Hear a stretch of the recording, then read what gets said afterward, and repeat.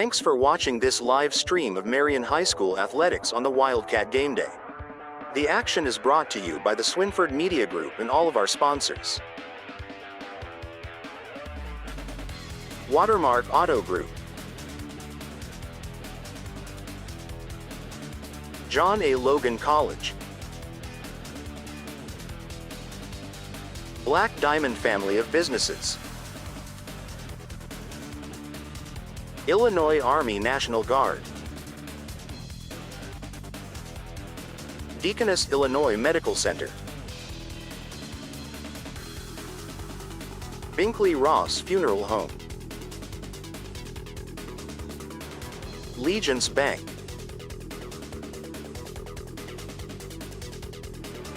First Southern Bank, Bank of Herrin, Banterra Bank,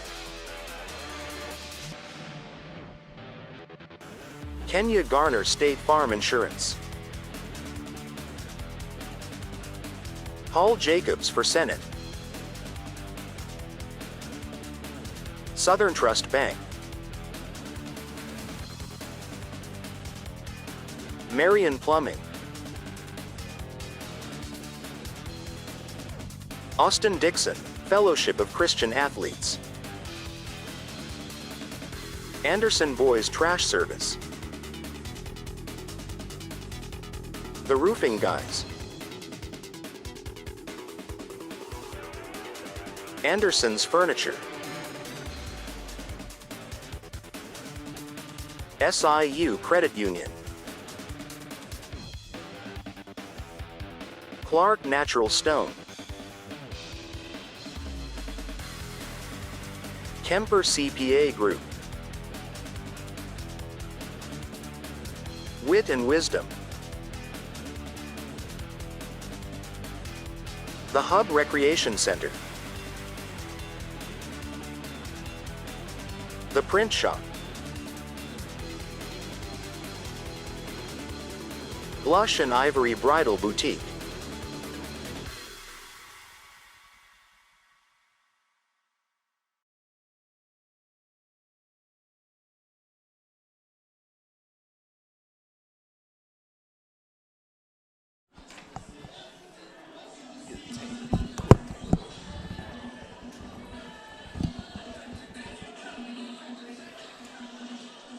Hello and welcome to Wildcat Stadium. Gage, a week after a heartbreaking 1-point loss in Carterville over at Lions Field. Last week we were live there.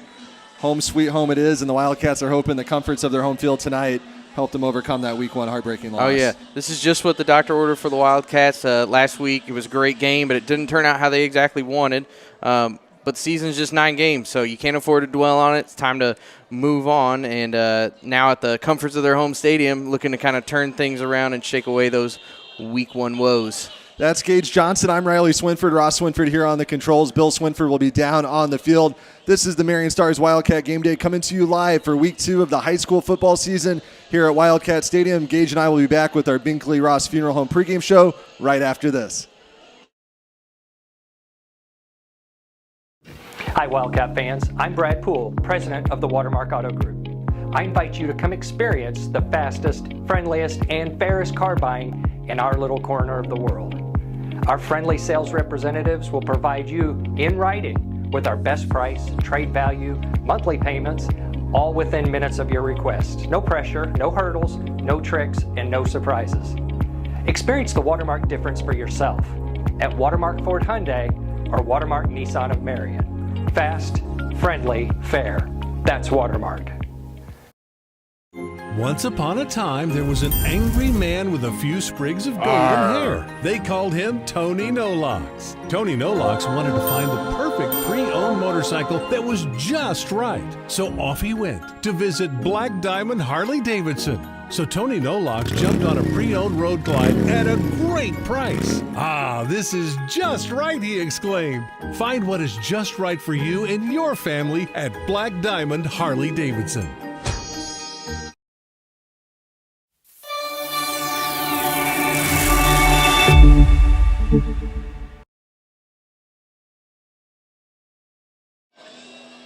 This is the Binkley-Ross Funeral Home pregame show right here live at Wildcat Stadium as we await kickoff between the Marion Wildcats and the visiting Granite City Warriors tonight in week 2 of the high school football season.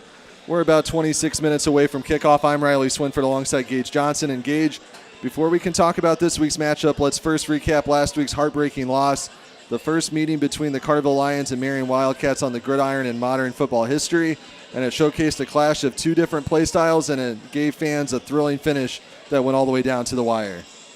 Yeah, the Wildcats took the opening kickoff, and junior Jaden Twitty returned it to the 32, and then it was Callahan Roper behind center, connecting with Junius Thomas for a 12-yard pickup. Thomas would get the ball again for 6 more yards to get Marion across midfield, and 3 plays later, Roper found 6'2" receiver Alex Henry, who made a beeline down the sideline and kept his feet in bounds for a 48-yard touchdown. And the PAT from St. Atkins quickly made it a 7-0 lead to start the game. First-year starting quarterback Andy Johnson led the Carterville offense. Junior running back Jonathan Miller took off for 13 yards on the first play, and that was a sign of things to come. They had a bad snap and then an incomplete pass, and an offside flags on Marion kept the drive alive. The Wildcats handed the Lions more extra yards on an unsportsmanlike conduct penalty after another run from Miller. And at the Marion 32, Thomas chased Miller out of bounds for a gain of just 4 yards. But on that next play, Johnson completed his first pass with a throw over the top of the defense to Jamison Jones for 18 yards. Screen to Hayden Harrell with another Marion penalty tacked on had the Lions on the 2, where Johnson kept it himself and punched it in with the kick from Carson Davis, tying things up at 7-7. The Lions attempted a squib kick, putting Marion's offense on the 46 to start their next drive. Roper made quick work down the field with short gains to Atkins and Blake Winters. But on the 4th play of the drive, Roper overthrew his receiver and was picked off by Jones to put Carterville's offense back on the field at their own 34. The Lions continued to lean on Miller in the run game, but an illegal blocking penalty stalled the drive and forced Marion's first punt of the game. And quickly, penalties became a recurring theme as another unsportsmanlike conduct knocked the Wildcats back to the 8-yard line to start their third drive. Roper would hit Logan Hoffman for a 7-yard gain, but Jack Dotson made a key defensive play for the Lions, making Marion punt it right back. Dotson returned the punt, and a flag for a late hit put Carterville all the way up to the Marion 23. Miller ran for 10 yards to end the first quarter, and Johnson scrambled to the end zone for a 13-yard touchdown and a 13-7 lead. The teams traded scoreless possessions, and Marion got good field position late in the half with a return to the 50 by Thomas. Roper then faked the handoff on a 27-yard pass play to Thomas, with Marcus Hazel carried the ball to the 15. With the Wildcats back in the red zone, Carterville defensive tackle Silas Lee broke through the line and pressured Roper, who threw the ball away a second time. Miller had the interception for the Lions. Carterville picked up 2 first downs on their next drive, getting to their own 44. Marion's Hudson Wade and Evan Francis got to Johnson for a sack, and the Lions punted from the 43. Thomas was able to chip in another nice return to set the Marion offense up at the Carterville 49, and the Wildcats gained just 2 yards on their first 3 plays, though. With the clock running down, Jason Dunning and his staff decided to go for it on 4th down, and Roper found Hoffman for 10 yards. On the very next play, Atkins hauled in a pass, broke tackles, and got into the end zone for a huge 37-yard score, which ended up being our play of the game. The PAT was good for a 14-13 lead with 25 seconds on the clock, and Carterville received the kickoff and took a knee to end the half. Out of the break, the Lions started from the 35 when the kickoff went out of bounds. Carterville took a slow and steady approach, picking up 9 yards from Miller on the ground, another 14 from Johnson on a keeper. They continued to run the ball, which was a theme for them in the second half, and Johnson converted on 4th down to put the ball on Marion's 29. And Carterville got nowhere on the next 2 plays before Johnson finally went to the air for a 10-yard pass to Drake Capey that got the Lions into the red zone. 4 plays later, Miller took the handoff, headed right, and then cut sharply back to the middle for a 9-yard touchdown. Johnson muscled in a 2-point conversion, and the Lions quickly led 21-14. That drive took 7 minutes off the clock. Yeah, Marion got nowhere on their next drive of their first drive of the half, punting from their own 18. The Lions took over at the 30. Miller turned a low snap into 20 yards, but the play was called back for holding. The junior running back broke off another big play for 18 yards to get Carterville across midfield, and then went for 14 more, but the play was once again called back due to an illegal block. This led to Carter Jones running the ball for 8 yards to end the quarter, and Harrell picking up 9 yards to start the 4th. Johnson picked up the first down on a keeper, putting the Lions on the 20. Carterville then had another low snap, and Miller scooped it up and found 8 yards. With 4 plays later, Miller punched in the score from 4 yards out. Matthew Minnis kicked the PAT, doubling up the score at 28-14. Yeah, but don't count the Wildcats out quite yet. Needing to make up ground in a hurry, the Wildcats aired the ball out on an impressive 3-play drive. Roper found his favorite receiver, Atkins, for a 45-yard pickup. Winners went for 12 yards on a swing pass, and Atkins brought it down again for a 5-yard touchdown. Marion failed on the 2-point try, and it was 28-20. Carterville kept the offense conservative, with Johnson running 34 yards on the first 3 plays. He finally put the ball in the air again for a 16-yard pass to Jamison Jones, with Miller again running it from 6 yards out, giving the Lions a 35-20 lead with 4:18 left to go. Right when it seemed like Marion was out of the game, Roper failed to find a receiver on Marion's next 3 plays, but they were handed a break in the form of a pass interference penalty. Roper dropped back on the 4th play of the drive and connected with Thomas for a 55-yard score. The Wildcats had no choice but to go for 2 points, and the critical conversion attempt was no good. They trailed by 9, 35-26. Back to do a corner, Marion went for the onside kick and was able to succeed, with the Wildcats taking over at the Carterville 42, where Winners then reined in a pass for 20 yards. Roper then went back to Thomas for a 22-yard score, and Winners got in for a 2-point conversion to cut the lead to 35-34 with 3:09 to play. The Wildcats were up against the clock as the Lions carefully managed the clock and were forced to punt with just 22 seconds left to play. Marion had just enough time for a final play when Aiden Swaller sealed the win with an interception for Carterville. Now let's go inside the numbers with some stats from Kemper CPA Group, LLP. The Lions got 195 rushing yards from Miller, who carried it 27 times, while Johnson ran for another 101 yards, throwing 9 of 13 for 85 yards. Harrell had 5 receptions for 28 yards, and Jones had 2 receptions for 33. Closing in on Marion's all-time passing records, Roper completed 20 of 34 passes for 361 yards and 5 touchdowns, while Thomas racked up 151 of those receiving yards on 7 catches. Atkins had 104 yards on 5. Winners, Hoffman, Hazel, and Henry each had catches as well. The Wildcats struggled on the ground, though, picking up just 18 yards on 6 combined carries. So what's next for these 2 teams, Gage? Well, Marion heads into a Week 2 home game here tonight against Granite City, who lost 48-7 to Piatone Friday night, with Carterville staying at home to host the Nashville Hornets team coming off a 28-21 win over Carlisle. Let's take a look back at last week's highlights. We were there live at Lions Field in Carterville for that 35-34 Lions win. And welcome to Week 1 of the high school football season. The long-awaited 2025 high school football season is finally here, and we should have a good one to start the season here tonight in Carterville.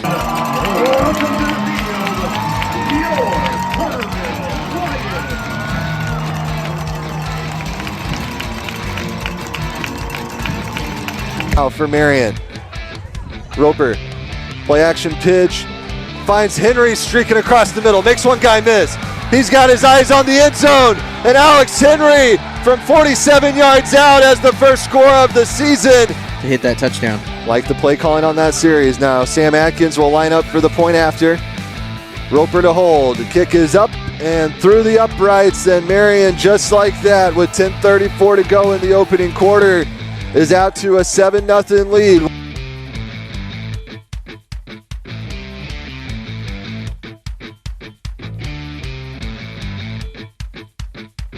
So it looks like we're getting strictly football here tonight. First and goal from the 2 now for the Lions.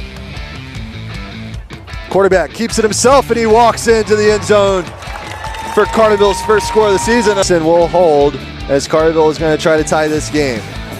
Left-footed kick is up, and it's good, and we're all tied at 7 after 5 minutes of football. Now, high snap, Roper goes and gets it. Now a line drive punt is going to be received by Dotson, who just made that big play on defense, and he's forced out of bounds. Second quarter gets underway with a Carterville quarterback keeper, and Johnson's into the end zone for 6.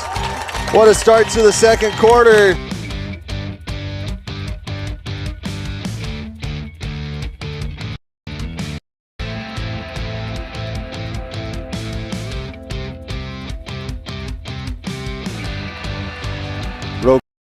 Scrambles under pressure. He's got to get rid of it. Another pick. Johnson claps his hands. Steps up, looking. And Francis had the initial hit, and then finishing him off was Hudson Wade, who celebrates the sack. That's probably the biggest play for the Wildcats so far tonight. Roper looked like he might punt. Instead, he slings it out to Hoffman for the first down. Without a timeout, they got to get up to the line for the break. Roper working quickly. Scrambles, rolls out to his left.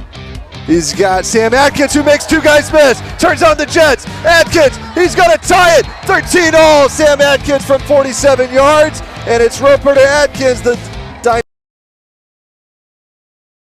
Wildcats needed it the most. Here's Atkins for a chance to give Marion the lead before the break. Snap. The kick. Plenty of distance, and it's through the uprights, and getting ready as they are knocking on the goal line here as they hand it to Miller. He tries to get out to the right. Two guys to beat, and he dives in, and the cannon's going to go off as Carterville has retaken the lead. Carterville now will go for two. Three backs behind Johnson up at the line. Marion stacks the box. Johnson rolls out, left, dives in for two, and the two-point conversion is good. 21-14 Lions. Number 78, 6'5", 360, anchoring that line and pushing the push here for another Carterville score. And it's Johnny Miller finishing off the drive. In for the point after. The kick is up, and the kick is good, so they capitalize on that one. They missed one earlier in the game from the shotgun. Rolls out. Steps up.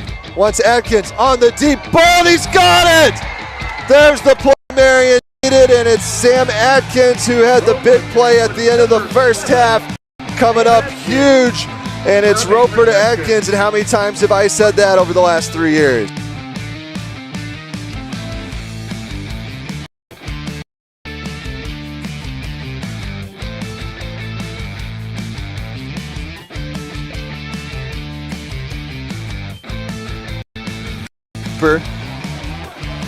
Wants Atkins, and who else but Sam Atkins makes it back a one-possession game, and it took less than a minute for Marion to answer right. Two-point conversion out of it. Questionable play call here in the back of the end zone, towing it, and they say incomplete.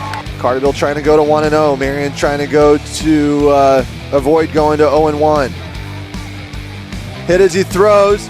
Dangerous pass, and it's somehow brought in. They keep it on the ground, and Miller is in for 6. Point after. Oh, yeah, put the pressure on the Wildcats as they get that one to go through. But big penalty there to keep this drive alive for Marion. Roper in trouble, gives it off to Thomas. Following his blockers, cuts back to the middle.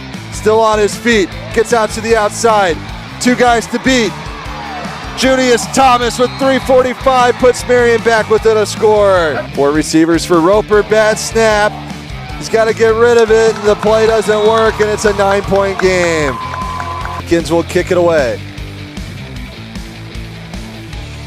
Right to Johnson, a scramble, though he lost it. Marion thinks he has it. He might have been down. It's awfully close, though. Marion ball signals Todd Bryant. Roper and company back on the field. Looking, swings it out to Winters. Follows a couple key blockers. First Southern Bank first down, towing the sideline out of bounds, and all of a sudden the Marion Maniacs have something to cheer about, Gage. We're back here live at Carterville. Out of the timeout, Junius Thomas is wide open. Touchdown, Marion! Recreation Center. They direct snap to Blake Winters, a different look here on this two-point conversion, and it pays off as he's in, and with 3:09 Gage, we've got a one-point game. Trying to start the season 1-0. Something's got to give. 4 receivers set. Roper in the shotgun. With time. Looking. Steps up. Hit as he throws. Picked off, and that's the game. Carterville seals it. Aiden Swallers with a game-saving interception. And Roper's third pick of the night gives Carterville the Week 1 win as they will move to 1-0. Marion will start 0-1. A game on both sides, as you hate to see either team have to lose this game, but Carterville made less mistakes than Marion and ultimately wins the game 35-34. I'm Riley Swinford signing off from Lions Field following a 35-34 Carterville win over Marion. Until next week, live from Wildcat Stadium, good night from Carterville.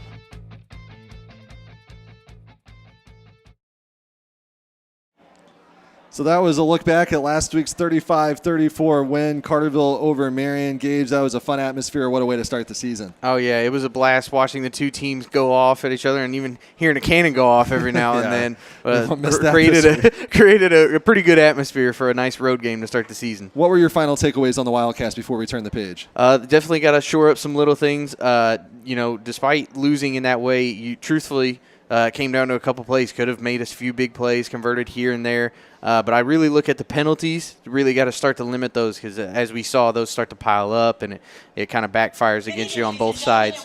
And then just kind of shoring up things on defense, getting that big third down stop. It doesn't matter if you get those first 2 or 3 stops if you can't hold them at third or fourth down.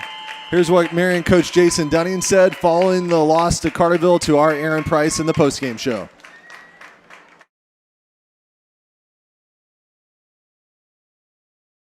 We're here with Marion Wildcats head coach Jason Dunning. Man, battle on the field tonight in all aspects of the game. You guys obviously did not get many possessions in that game. Possessions didn't work in your favor. Just talk a little bit about your team efforts in this game and your experience here in week 1. Well, I mean, we knew whenever this matchup was first kind of penciled in that Carterville was going to be a tougher opponent on the schedule than what we had previously faced. They came out, they're very well coached, they're very disciplined. They played the game plan that if I was playing Marion that I would do. Try to limit the possessions, get into where they are. I mean, the kid walking over there, Smith kid, maybe the biggest lineman that I've ever coached against. The kid can move, he understands things. I thought, they even went as far as not having him huddle up with the group because that saves movement for him because he's a big kid. But Carterville just they took control of the clock. They took control of possessions. They limited the amount of how much time we had, and we just fell a little short there at the end. But I think there's so many opportunities to learn from this. The kids never gave up. And that'll be my talk tomorrow. I mean, everybody's down. It's pretty melancholy in there, but to be expected. But I think the fact that they did such a good job of what they did, and they capitalized when they needed to, and we just fell a little bit short there at the end. But the Wildcats, we do not quit. We will not give up, and they kept, just when you thought we're down 28-14 going into the fourth, and they battled back, and there was, I'm never going to point the blame and point fingers on the referees because you're talking about 100+ snaps in there, but so many crucial calls, just limit things. But they outplayed us tonight. Hats off to the Lions, and Coach Dial and his staff did a tremendous job game planning and executing against us. You guys put up quite a fight there at the end. Look at the scoreboard. It's a 1-point game. So how does a big rivalry matchup like this against two teams that are, state qualified teams that could make it, how does that kind of help you later on in the season? Well, I think you just fall back on it, and you know that good teams are going to make you better. It's why you play this game. It's why this is an exciting game for Southern Illinois to have this. I don't know if we can say rivalry yet because it's the first time we played. I mean, we've never gone against them. I think the archives show one game is over 100 years ago that we played, but maybe it turns into something special. I hope we can renew this contract and keep this thing up. But the Wildcats, they took one on the chin, and hopefully we use this to grow from it and get better, and we capitalize this in the weeks to come, and maybe it resonates a little bit when we're making decisions and executing and game planning and buying into what we're trying to do. Well, thanks, Coach Dunning. We'll see you next week on Wildcat Game Day. All right, have a good night.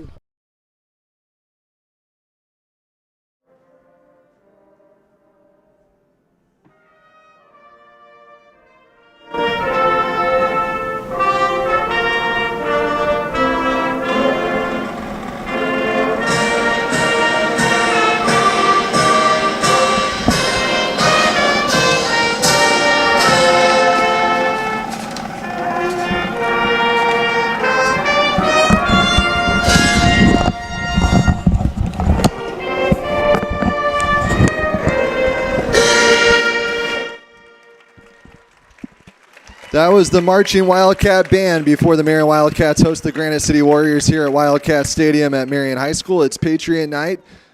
The colors are being presented by the National Guard Army ROTC as they walk off the field. We've got a red, white, and blue theme tonight. Marion's going to be wearing special camouflage-themed National Guard uniforms as well. We'll tell you more about that as the night goes along. We'll be back with more of our Binkley-Ross Funeral Home pregame show to set up this matchup. We'll talk about the Granite City Warriors when we come back here live on Wildcat Game Day, powered by the Swinford Media Group.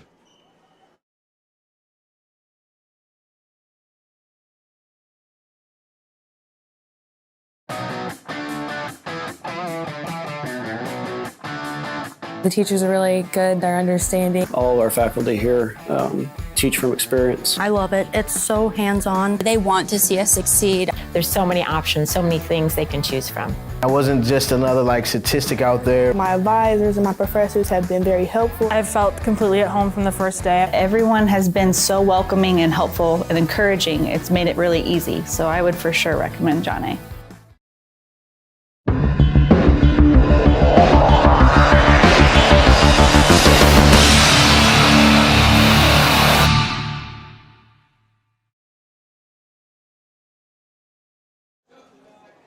Welcome back to Marion High School. We're just about 5 minutes away from kickoff. Gage, it's now time to dive into tonight's opponent, the Granite City Warriors. Yeah, and it's a little bit of a different situation for the Wildcats tonight than it was in week one. As they were renewing an ancient county rivalry that hadn't been played in over 70 years, these two teams tonight have a lot more of a recent past, even though they're 2 hours apart because these two schools are very close in size. Years ago, back when I was in high school in the early 2000s and into the 2010s, Granite City was a team Marion played fairly often, and it was pretty competitive in those days. Marion had a 6-3 record over Granite City starting back in 2005, but from 2013 to 2023 until Marion won 47-0 in 2023, the first home game under Marion coach Jason Dunning, these two teams had not played. Then last year it was a similar fashion, 51-0 Marion win at Granite City. So the combined two-year series since they renewed the rivalry has been all Marion 98-0. Yeah, and it's not just Marion who's handled the Warriors in recent years. Overall, the results against the Wildcats really reflect an overall downward trend for this once proud Warriors football program that has fallen on tough times this decade. In 2021, the spring COVID season, they went 0-5, then followed it up with an 0-9 fall in 2021, went 1-8 the following year in 2022, 0-9 in 23, 0-9 in 24, putting them at a whopping 1-40 over the last 5 seasons. The last time Granite City won a game, Riley, was September 17th, 2022 versus Madison, 51-34. Granite City is riding a 24-game losing streak since. Yeah, you know, it's been tough when that 1-8 season's the best one you've had in a while.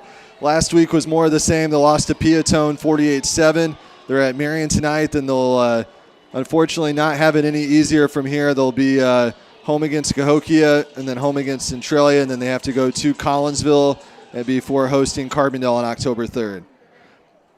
And some more about Granite City. They have an enrollment of 1,785 students. They're Warrior proud on both the boys and girls side with the colors red, black, and white. They're a public co-ed school in Madison County. And Granite City to Marion is about 122 miles, taking about 2 hours to 2 hours and 5 minutes to drive. Yeah, we did that drive last year, but we're happy to be home tonight. The Warriors are coached by Steve Rostillo, who is in his second season. He replaced Kendall Lyons last year after he led the Warriors for 2 seasons. He's been in education for more than 35 years. He's been on staff at Collinsville, Granite City, and Porta. He spent time as the special teams coordinator, took Collinsville to the playoffs in 1996, went with Porta to the postseason and led them to 10 wins. And he also coached basketball at Granite City from 2008 to 2016. And now here's some players to watch for Granite City.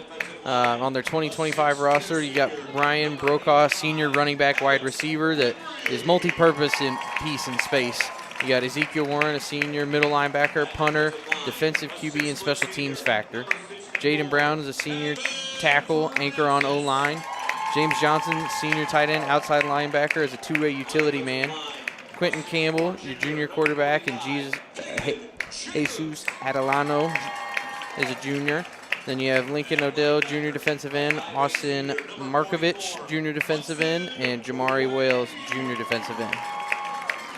We're going to take one last break here on our Binkley-Ross pregame show. We'll talk more about tonight's opponent, and we'll talk about the keys to the game and the players to bank on when we come back. We're coming up on kickoff. Don't go anywhere. This is the Marion Stars Wildcat Game Day.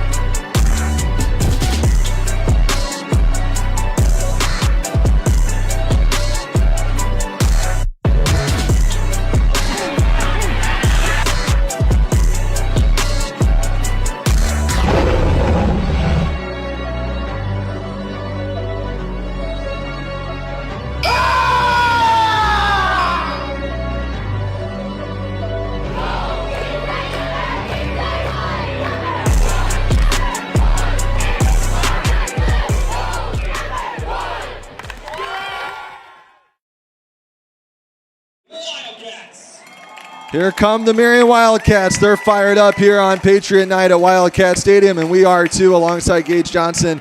I'm Riley Swinford. Kickoff is fast approaching. This is the Marion Stars Wildcat Game Day. And Gage, as we continue on with this Binkley-Ross Funeral Home pregame show, it's now time to name our Legence Bank players to bank on. Yeah, and I mean, there's a number of players that stood out last week in week one, even though it was a loss. Goes down as an L on the schedule. Marion did play well, especially on offense and special teams. They were able to score 34 points and put up a bunch of yards. With it, Sam Atkins, who was our Hub Recreation Center player of the game for week one, doing a little bit of everything. He was Marion's top receiver along with Junius Thomas. He's been Callahan Roper's favorite target for about 3 years now. Atkins had 104 yards on 5 catches. And if that wasn't enough, he also kicks extra points, had a successful onside kick, and lines up in the defensive backfield. I mean, this guy doesn't take a snap off. Callahan Roper is another guy to watch, obviously. I'm sure he went home beating himself up and hanging his head after throwing 3 picks last week, but still had a pretty impressive stat line, with only one of those picks really being his fault. The second one, and completed 20 of 34 passes for 361 yards and 5 touchdowns on the night. The other receiver that made a big-time play over and over again was Junius Thomas, racking up 151 receiving yards on 7 catches, and is probably Marion's most explosive playmaker. As we get ready for kickoff, let's go ahead and talk about our Watermark Auto Group keys to the game. And I think it all starts with the ground game this week. The Wildcats really struggled there to get things going with the run, picking up just 18 rushing yards on 6 carries last week at Carterville, as it was Marcus Hazel was the main ball carrier, with Blake Winters also getting a few touches. Number 2, win the game. I mean, this is now the most important game. You can't go back and redo last week's loss, so you got to focus on winning the game and going 1-1. And then, of course, don't overlook your opponent. Yes, the records look bad on paper. Yes, the recent history would tell you this should be a W. But as soon as you start penciling it up as a dub, that's when teams sneak up on you. You'd have to think, Riley, that Granite City's going to win again someday, and you don't want to be the one to let it happen tonight. Let's go ahead and look at Marion's schedule the rest of the way down the stretch. We're now into week 2, of course, tonight against Granite City. Next week, we'll be back here home against Mount Vernon. A couple weeks away from that big road test at Belleville-Altoff, a familiar Old South 7 conference opponent. Then we'll be home here against Cahokia before going to Centralia. Collinsville will be here for homecoming on the 10th. Then we'll be at Carbondale before wrapping up with senior night against Mattoon. The 2 teams are on the midfield, Marion M, for the captain's meeting and the coin toss, talking to the officials now. That means kickoff is right around the corner. Alongside Gage Johnson, I'm Riley Swinford. Ross Swinford is here on the controls. Abby Collum helping out here tonight behind the scenes as well. Bill Swinford and Monica Swinford down on the field doing the sideline reporting for us, and we'll have a special report coming from them here in just a moment. As we look at the Wildcats taking the field, there's head coach Jason Dunning. The Wildcats carrying the colors. As I mentioned, they're wearing special National Guard-themed camouflage uniforms tonight. White pants, blue helmets with the gold stripe down the middle, the Marion M logo emblem on the side, and plenty of blue, gold, red, white, and blue in the stands tonight as well for this Patriot matchup. Granite City will be in their road white uniforms with red helmets, red numbers, and black trim as they are the visitors here tonight.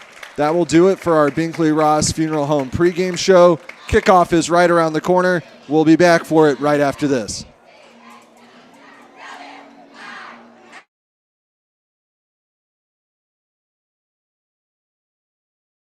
For the extended Labor Day sale, Anderson's family of stores want you to save big. Enjoy up to 30% off or 6 years interest-free financing with thousands of unique items in stock and ready for immediate delivery. Plus, get same-day delivery on most mattresses. This Labor Day, united we save. At the extended Labor Day sale. Anderson's Furniture and Mattress.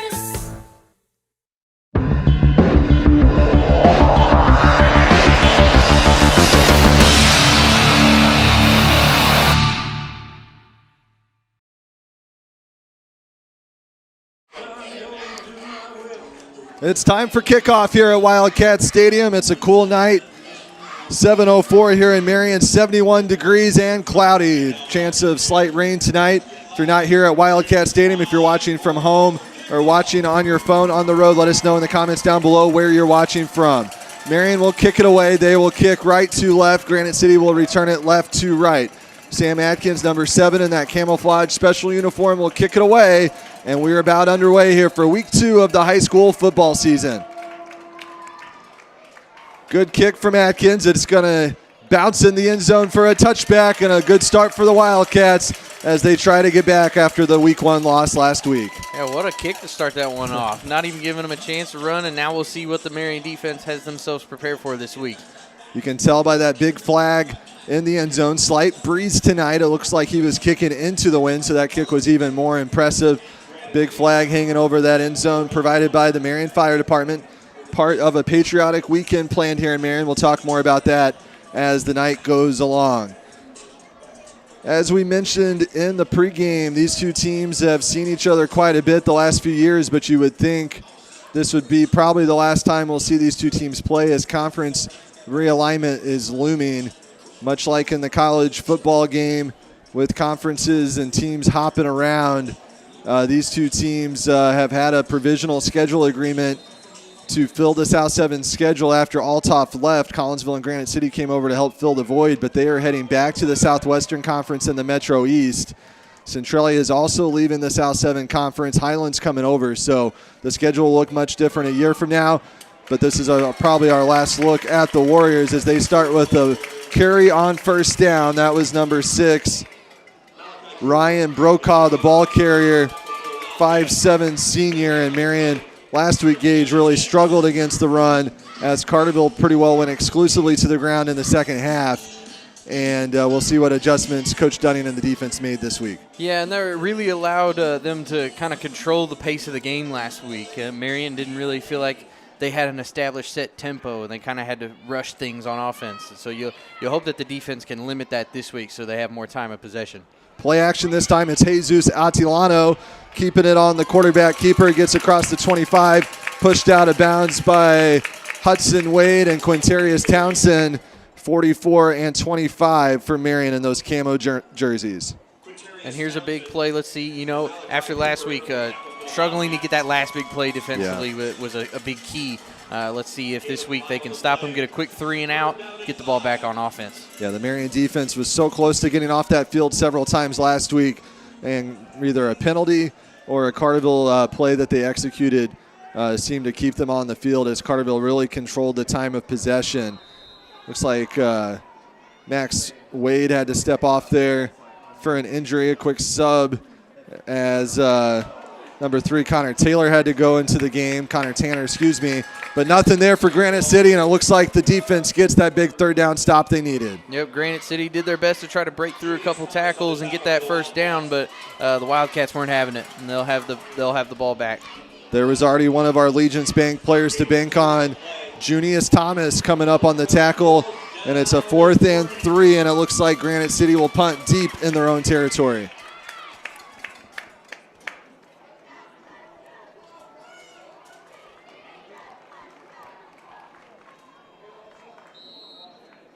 There's going to be a timeout, so we'll go ahead and send it down to the sideline where our Bill Swinford talks to Connor Brave from the Illinois National Guard about the significance of those special jerseys here tonight.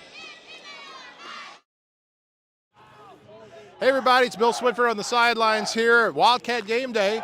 I'm here with Connor Brave, who's here tonight for Veterans Night here at Wildcat Stadium. So tell me what part the National Guard's playing in this tonight. Yeah, so for years past, we've gotten the opportunity to come out and support multiple different high schools in the area. We got our camo jerseys on Marion tonight.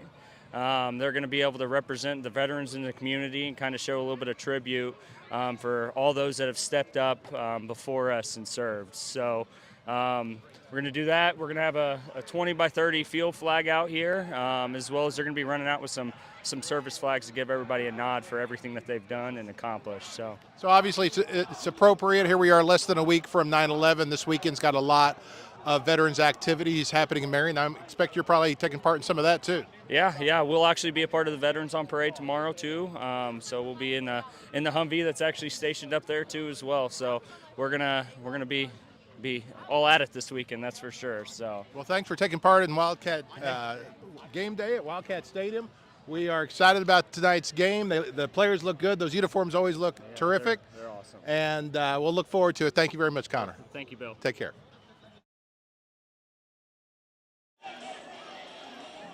So we'll get our first look at the Marion offense now. Granite City had to punt, nearly a catastrophe for the Wildcats as Thomas muffed the punt, but the Wildcats fell on it. Hudson Wade recovered, and Callahan, Roper, and company set up shop on the Granite City 48-yard line with 9:51 to go in this opening quarter.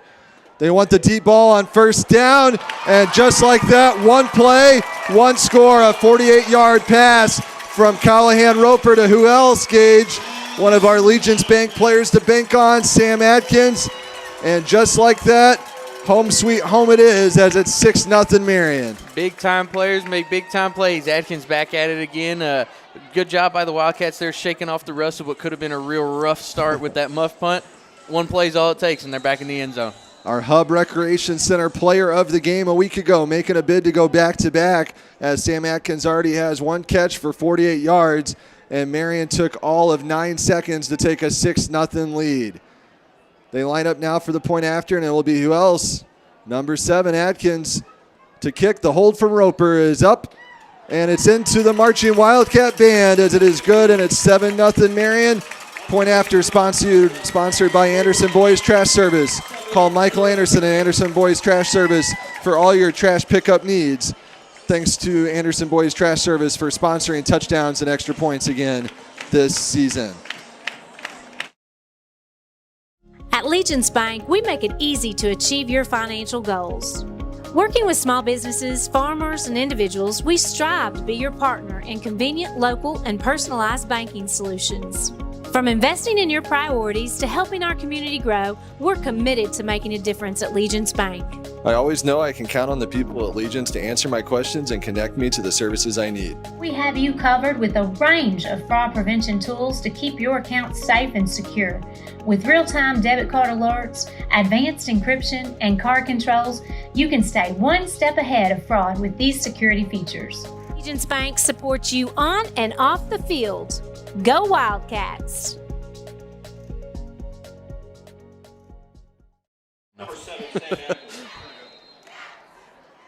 Officially a 52-yard reception. He was on the other 48-yard line, so 52 yards. Roper to Atkins to give Marion a 7-0 lead. Granite City not much better on the return as Marion's fired up, and that was big. 23, Jaden Twitty on the special teams play inside the 10, and Granite City's second possession is going to start deep in their own territory as a result. Oh, yeah, Granite City broke the Cardinal rule right there, running sideways, and Twitty was able to grab him and bring him down. A nice start right after a big play by Atkins on the offensive side. There was another look at it, courtesy of our sideline reporter, Bill Swinford, and we hope to have many more of those as candidates for the Black Diamond family of businesses' thrilling play of the game. They'll spot it on the 10 as Granite City, or they'll spot it on the 9, I should say, as Granite City, which really didn't get much going on that first drive, has to quickly answer back. Otherwise, this thing could get ugly in a hurry if that first Marion drive was any indication. Attilano back at quarterback and a tackle for the loss. Alex Henry moving up the record books as one of Marion's all-time leading tacklers for loss, as he's now got him with their backs up against the end zone, and Granite City Gage has to avoid a safety. I mean, man, don't blink. I mean, he had no time back there. And just like that, now they're on the 2. And if the line can't hold through, we might have another quick safety. Yeah, Marion sniffing points now from the defensive side of the ball. Henry had the first score of the season last week. Nearly picked up 2 points on defense there as a loss of 7. Puts it on the 2, under 9 minutes to go. A 2nd and 17 staring the Warriors down as they stand on the Marion A in the blue and gold end zone here at Wildcat Stadium. And a penalty flag comes, and a delay of game is going to send them half the distance to the goal, and we're going to be inside now at the 1 yard line. So Granite City now will have a 2nd and 18 and really no room to go. And if you back up through the back of the end zone, that's a safety as well. So they've got to really play it careful here. The defensive backs are thinking pick 6. The 4 down linemen are thinking a sack for a safety. We'll see what happens here. Granite City digging themselves a hole here early at Marion. Marion sends the blitz. Attilano gets rid of it, finds his receiver in the end zone. Not much room for him there, and still stood up at the line of scrimmage near the goal line. Eli Miller, the receiver, a sophomore running back, number 3 in white. Quintarius Townsend in on the coverage for Marion. I mean, Marion doing a great job of getting pressure on him early. Doesn't allow him much time. They have to dump it off for a little quick slip screen, but not able to get much room there either as they swallow him up. 3rd and long here for the Warriors. Either way, if Marion can get a stop here or force a punt, they're going to likely have great field position for their second drive. 4 receivers set for the Warriors. Attilano stands in the shotgun. 1 man to his left. Under pressure. Keeps it himself wisely and gets back to the original line of scrimmage. Hudson Wade with another tackle as he's already making his presence known defensively. Early candidate for our hub player of the game as well. It's been Atkins and Roper on offense and a lot of Hudson Wade and Quintarius Townsend and Alex Henry on defense. And now here's something. When you're up 7-0 early in the game, you got to feel pretty good, Gage, but the punt coverage and punt return last time wasn't very good. Oh, yeah. Right away, you got to address that issue. When you're calling for a fair catch, you got to be able to squeeze it. Nearly a blocked punt, but Granite City's able to get it out of bounds. And Marion will set up near the 30 as they take the field. And what last drive, it was 1 play and a score. Think they can do it again? I mean, if that's any indication, that first play, he broke free immediately. So it'd be kind of interesting to see if they go right back to the air or if they try to establish some of that ground game that they weren't able to last week. Yeah, last week just 6 carries. Marion was pass heavy, and a lot of that had to do with the urgency they established themselves in the second half after Carterville dominated the time of possession. Marion didn't have much time to run the ball. We'll see if a game tonight with a little bit of a different pace to it warrants some more running plays to get more touches on the ground. Roper stands on the 35-yard line, gets the play call from the sideline. 3 receivers out to his left, 2 receivers out to his right. Blake Winter stands behind him in the backfield. Roper claps his hands. Quick out pass to Thomas. Makes one guy miss. Follows his blockers. Atkins providing blocks downfield. Thomas rumbles his way near the 5-yard line. And a gain of about 25 yards on first down. A first Southern Bank first down. And Marion knocking on the door of taking another, getting another score here and taking a 2-possession lead. Yeah, Winter's doing a great job of coming out of that running back spot. Came over to make the block, allowed him to cut back to the middle and then get to the sideline for some extra yards. Now Atkins near the goal line and 3 for 3 for Roper. Doesn't find the end zone there, but a good rhythm for Callahan as he's completed his first 3 passes. Nice quick little out route. It's good to see him being able to kind of get their timing down with some of these plays here early. 3 receivers to the right. Atkins alone on the bottom of your screen. Winters behind Roper in the shotgun. They go to Winters. And Marion gets its first rushing touchdown of the season as Blake Winters from 2 yards out, gets the ball carry, and it's 13-0 Marion, and quickly Marion out to a 2-possession lead just over 5 minutes into this ball game. I mean, you could not ask for a better start if you're the Marion offense. You get one on a one-pass play the first drive, and then this time you mix in a couple of plays, get the run game going a little bit to take the lead here. Here's that formation again that they go to on the point after. Bunch formation out to the left. Now they all come back to the line, and Roper will do the holding. Holds it on the 10 as Sam Atkins lines up for the point after, kicking into the band. Here's the snap. The hold is good. Gets it up and through and over the net as the Anderson boys trash service point after makes it 14-0. It's all Marion here in week 2.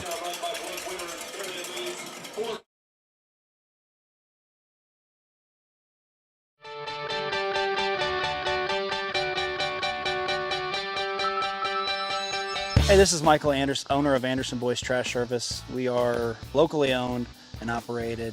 We are reliable and affordable. Weekly trash service. I look forward to hearing from you soon. I appreciate you, and my family appreciate the business. Now serving residential and commercial properties with roll-off dumpster rentals available. Call 618-925-1215 or find us on Facebook at Anderson Boys Trash Service.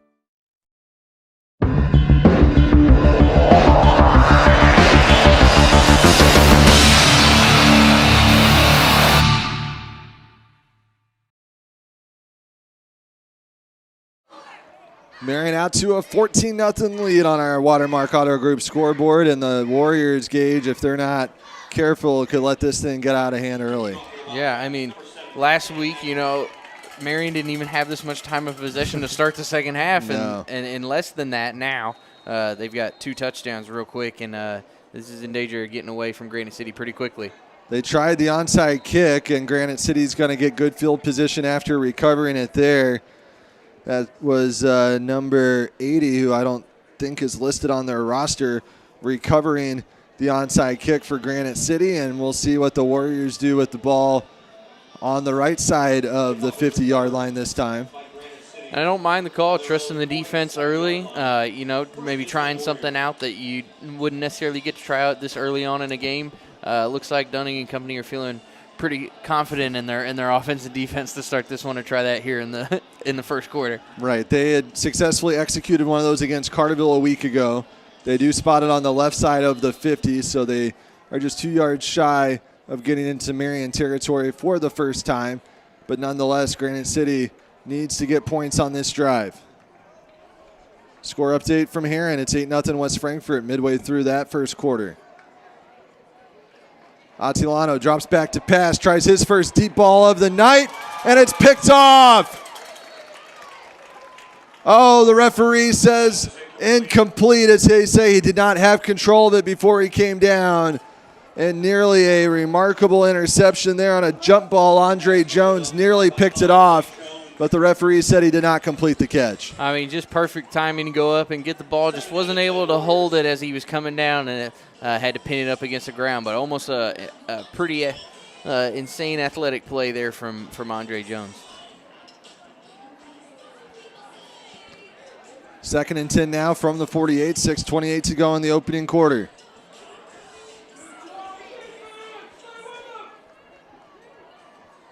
Attilano hands it off. He's got his ball carrier, Brokaw, lost it, scramble for the loose ball. Malachi Cooper thinks Marion has it, and he does. We'll see who comes out of the pile with it. I believe Hudson Wade with the fumble recovery. How about that from the Wildcats? Almost get a pick. They don't need it. Who needs it? We got a fumble recovery. A nice strip tackle there, and a good job by Marion to fall on it quickly. Hudson Wade making a bid to be our player of the game. Marion's defense determined to get a takeaway one way or another on that drive, and they do get it, as Marion has a chance to stretch this to a 3-possession lead. Everything clicking for the Wildcats so far. Yet to throw an incomplete pass as well. We just saw the touchdown run by Blake Winters on the replay moments ago. Tight formation. Play action. Roper rolls out. He's got Junius Thomas, his playmaker, still on his feet. Finally pushed out of bounds across the 35. And Junius Thomas, we talked about him as our Legence Bank player to bank on Gage. He's one of Marion's most dynamic playmakers. He's shifty. You saw it a bit right there. Was able to get past the first tackle and even shed off another defender or two to make some extra yards after that catch. 4 for 4 for Roper to start this game. Now from the 32 after a first Southern Bank first down. Roper quickly out to Atkins. Now 5 for 5. Shoved out of bounds across the 30. Maybe a 3 or 4 yard pickup there. Good rhythm for Roper. Eli Miller pushing him out of bounds for Granite City. 5:54 to go. After a 4 yard pickup, it's 2nd and 6. Roper calling out the play. He's got 3 receivers out to the right, 1 out to the left. Marion going no huddle here with quick tempo. Roper stands on the 33-yard line. Quickly out to his right. He's got Hoffman now 6 for 6, and Hoffman falling down near the 25. And it's going to be 3rd down. Yeah, the Wildcats weren't able to hold their block on that right side of the field. Turned into a 2-on-1 instead of a 1-on-1 like they wanted there. It'll be 3rd and short now. No gain sets up 3rd and 4 according to the scoreboard. Announcer said 6. Scoreboard says 4. Roper gets the play call. 4 receivers set. Hazel to his right in the shotgun. Roper with time. Steps up. He's got Hoffman again. Sorry, that was Atkins. And another First Southern Bank first down. And still no incompletions now for Roper, as I believe 7 for 7. Yeah, nice out route by Atkins. Was able to catch it, keep his feet in, and keep the ball rolling for the offense. Under 5 minutes to go. And now he rolls out to his right under pressure. And there's going to be the first incompletion as he had to get rid of that. Oh, yeah. I think he rolled out a little bit farther than he wanted to, kind of put himself in a deep spot to try to throw across his body to get that one all the way to the end zone. And that might be something that quarterback coach Matt Brown and Callahan talked about after last week when he tried to force a couple throws that resulted in interceptions. No need to try to squeeze it in a window that's not there. Just throw that ball out of bounds. Oh, yeah. 2nd and now 10 from the 26-yard line. I don't think the scoreboard's updated. Looks 22. Like the 22-yard line, 21-yard line. Now they flip it to Thomas on the wide receiver reverse. And he's stood up by a group of white jerseys. This is the home opener for this scoreboard crew as well. They're still learning all the buttons, I think. Oh, I like what Marion's doing right now, trying a couple different plays here and there. But if it's any indication, these last few plays, our blocking's got to improve a little bit on the screens there if you're able to get any ground on that side. Maybe a 1 yard pickup for Thomas. He comes off the field. It's 2nd and 9. 2 receivers out to the right. Atkins alone on the bottom of your screen. Keep an eye on him. Roper under pressure again. It's got Hoffman. Did he hold on? He did, but it's back to the line of scrimmage, no gain, and it's going to be 4th and long. Got to say, the short screen pass there on 3rd down, interesting choice. Yeah. That was nearly inches away from being a pick right there. That was a tough window to try to squeeze that through.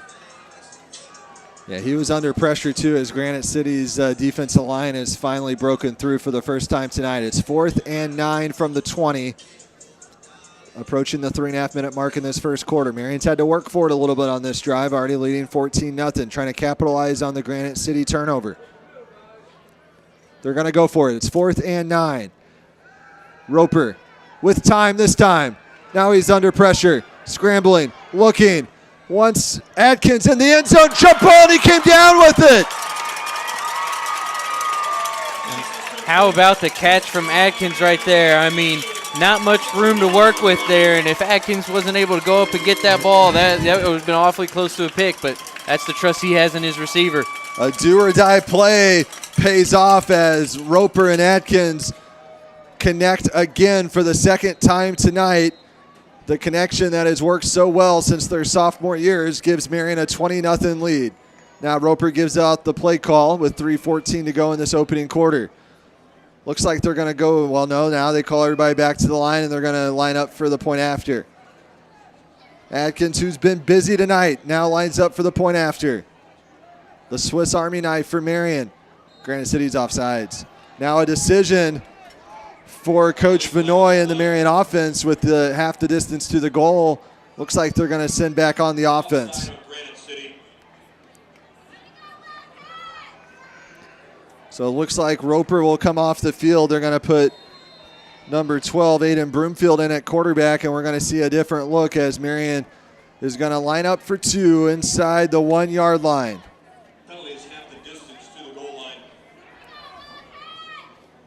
We'll see what Marion dials up here on the 2-point conversion try. They had mixed results a week ago.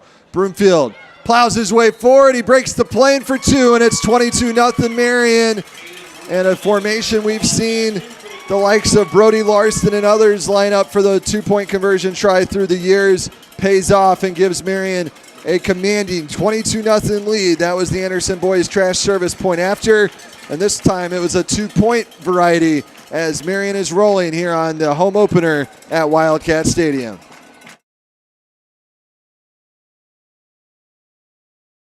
At The Hub, we're not just a fitness center.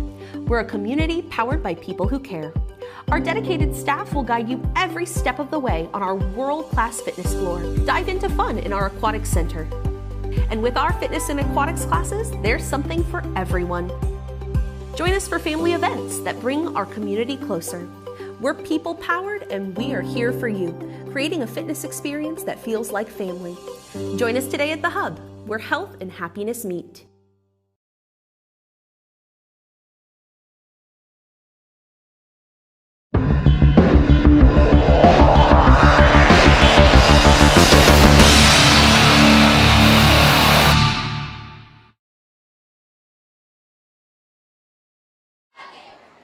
So far, the Wildcats can do no wrong as they're out to a 22-0 lead with Sam Atkins set to kick it away. He had just had that big 4th down touchdown catch in the end zone, a candidate for our thrilling moment of the game. We'll bring you a replay of that momentarily as Granite City now down 3 scores, and when you're a team that has lost as many games in a row as they have, Gage, we talked about it during the break, 24 straight losses, you kind of start thinking to yourself, here we go again. Yeah, and I mean, if you're Granite City, now you take this opportunity to kind of go, okay, it's time to learn and see what we can kind of work on here, rather than focus on trying to climb that mountain back if this is any indication of how the rest of the game is going to go.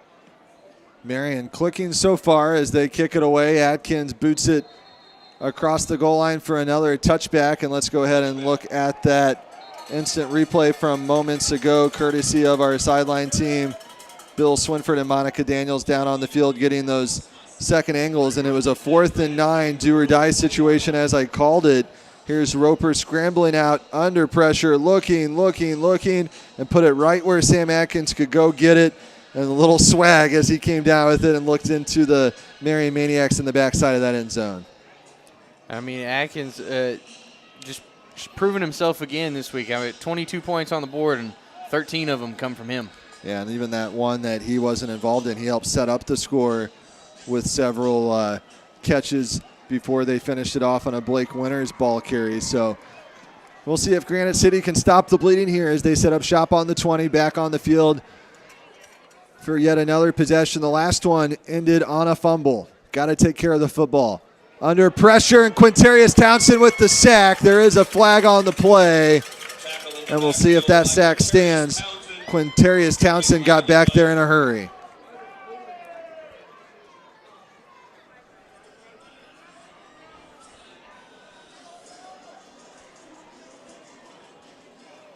Referees sorting this one out.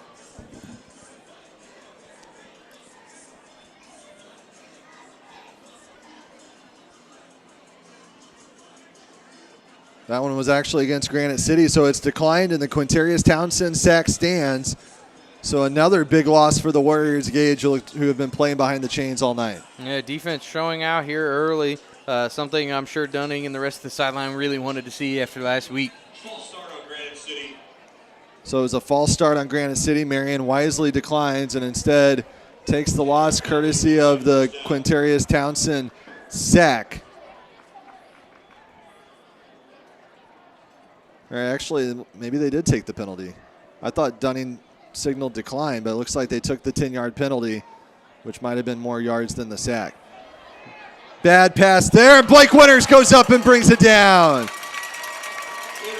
Falling on the Marion M at the 45. Blake Winters on a jump ball went up and got it, and everything is going Marion's way in the first quarter of this home opener, Gage. And I mean, you just see the confidence starting to ooze out of the players now. I mean, how could you not? Yeah. I mean, this is exactly kind of what they needed after the heartbreaker last week. This is a bit of a game that's going to pick you up a little bit and really kind of start some momentum going forward. Yeah, confidence boost. Last week, every time they turned around, that Carterville cannon was going off and adding salt to their wounds. But right now, it's all Marion. Big home crowd here. Not much on that far sideline from Granite City. And Marion feeling pretty good about this one as they're up 22-0 with the ball. 2:39 to go in this opening quarter. 3 receivers out to the right. 1 on the bottom of the screen. Callahan Roper back at quarterback as he stands near midfield in the shotgun, claps his hands, gets rid of it. He's got Marcus Hazel on the halfback screen. Makes a few guys miss and fights his way forward across the 40-yard line. Now Marcus Hazel is a guy we saw last year as a sophomore with big play potential, and Marion's yet to unlock it this year. Let's see if we can get Marcus going a little bit. Yeah, I mean, getting a couple slip screens here early out of the backfield, taking the short little pass and trying to see what he can do, allowing him to try to make some plays for the Wildcats. 5-yard pickup on first down, sets up 2nd and 5 across the 40 to the 38. Approaching the 2-minute mark of this action-packed first quarter at Wildcat Stadium. 3 receivers set, 3 out to the left. Roper gets rid of it. He's got Blake Winters. Just had that big 6. Now he's going to pick up a First Southern Bank first down and is dragging the pile with them all the way to the 25. That's a grown man play right there. Wow. Blake Winters making his impact known, and he signals first down, courtesy of the First Southern Bank. And Marion's feeling good, and a Granite City player is down, and we're going to have an injury timeout. We'll go ahead and step aside as the Granite City player is going to have to get helped off the field. This is the Marion Stars Wildcat Game Day powered by the Swinford Media Group.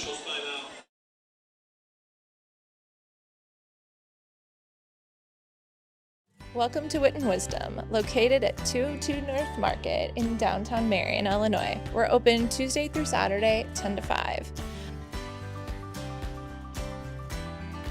Stop in and check out our spirit wear, custom tees, embroidery services, and more, all in a historical boutique setting. Check us out anytime online at www.witandwisdomstore.com.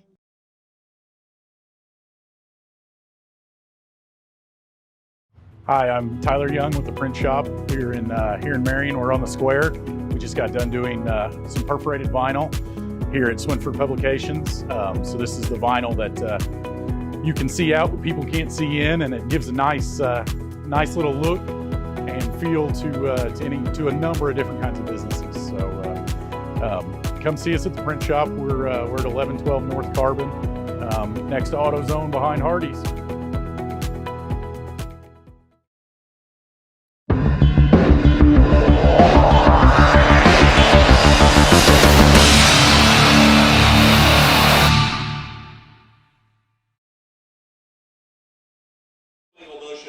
We're back from the injury timeout. Marion was lining up, got called for a penalty, and we're going to back it up 5 yards and try again as inside the 2-minute mark. It is 1st and 15 for the Wildcats from the 31 now.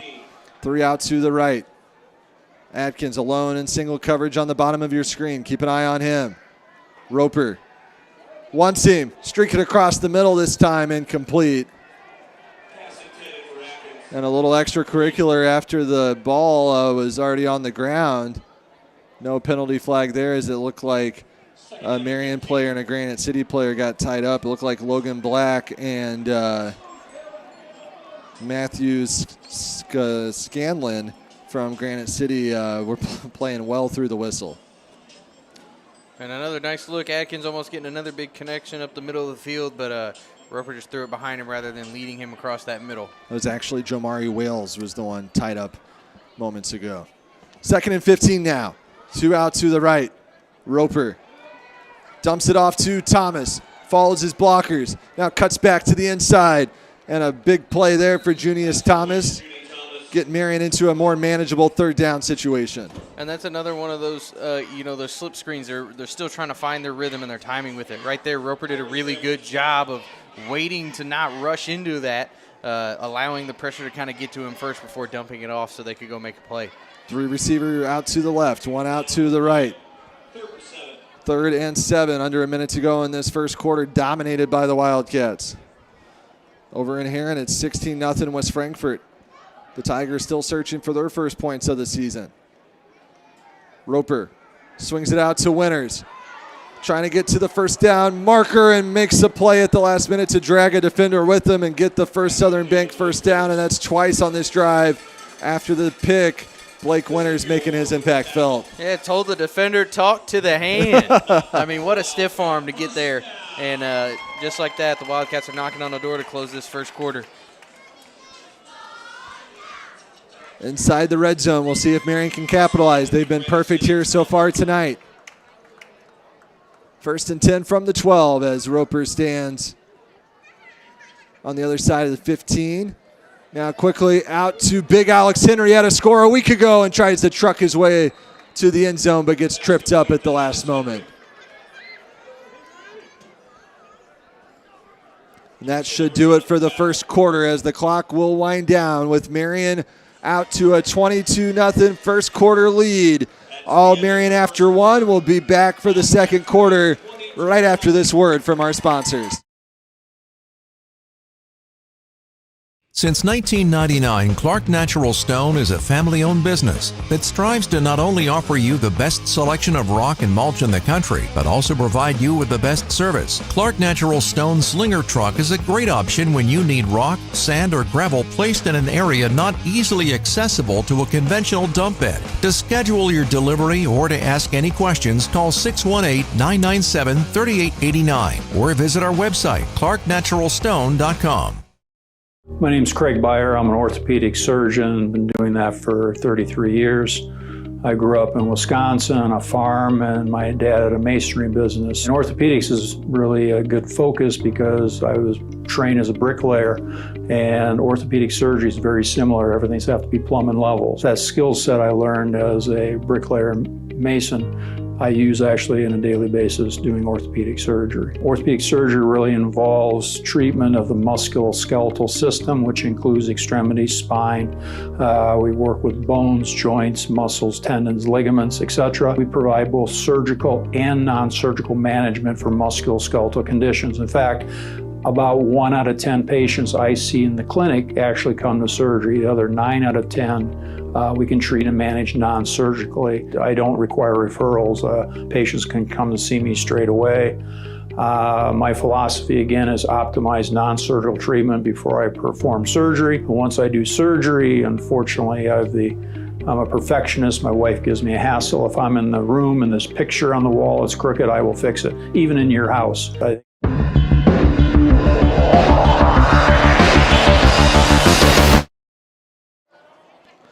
2nd and 3 from the 5. They give it to Hazel. Picks up a short gain, and now a 3rd and short. As it's not the goal, there is a first down marker before the touchdown they're trying to get to first. Whatever comes first for Marion. The first down or a touchdown here on 3rd down. It's a 5-yard loss, they actually say. So it's 3rd and 6 now from the 8. Roper with time. Now under pressure, and at the last minute he's sacked, and a huge loss there, and that's probably the first highlight of the night for Granite City. Yeah, and they had a wide open man on the left side of the field, but once you start feeling that pressure, if you're Callahan, you cannot run backwards like that and take that huge loss, because now you're looking at a much different situation here rather than being just 10 yards away from the end zone. So a 4th and long now, and we'll see if Marion punts it. We don't know what kind of range Atkins has for field goals, and it looks like they're going to test it. And I've heard, now don't hold me to this, but I have heard that he has gotten close to a 50. Okay. So we're gonna see it right here. A 41-yard field goal coming from Sam Atkins. Marion trying to click on all cylinders as Atkins kicks it well into the roof of the Hex Center. But they say it was just outside. He had the distance, but just couldn't aim it. Good looking kick there, just couldn't get it through the uprights, and Granite City gets their first stop of the night. You're not joking. Distance was not the problem there. I mean, a couple yards back, he still got plenty on it. Just a matter of getting it through the uprights right there. The first thing that Callahan, Roper, and Sam Atkins have not executed tonight, it seems, as it has been their night up to that point. But Granite City does get the stop they need, and a touchdown's got to be their next priority, as they got to get some points here. Already trailing 22-0, and that makes it so far in the last two seasons, Gage, coming into tonight. Marion had a 98-0 advantage, so now it's 120-0 over the last three meetings. And obviously you want that extra 3 to make it a little bit more, but I think if you're Marion, getting Atkins the chance to kick like that after not really having that opportunity last week's got to be a nice thing to have here in front of the home crowd. Got to know if you've got it in your wheelhouse and you're playing for more than just a blowout win over Granite City. You're not playing the scoreboard necessarily. You're playing your schedule ahead, as it's only going to get tougher from here. Mount Vernon and Althoff, the next two matchups. We're going to have a timeout. It looks like Granite City's going to call a timeout. So with 10:28 left to go in the first half, we'll step aside. Marion up 22-0 here in the home opener. Hi, I'm Joni, Director at Binkley-Ross Funeral Homes. When you're faced with loss, it's comforting to know that someone who understands your pain is here to help. That's why I brought Blue and Mitchell Hughes Funeral Homes back under local ownership alongside Binkley-Ross Funeral Home. We've been serving Marion and Williamson County families with compassion and care for years, and we know how important it is to feel supported in your time of need. If you have questions or concerns about your previous arrangements, we're here to support you with understanding and kindness. You can always rely on us for honesty, respect, and care you deserve. Marion is not only my home, Marion is my heart.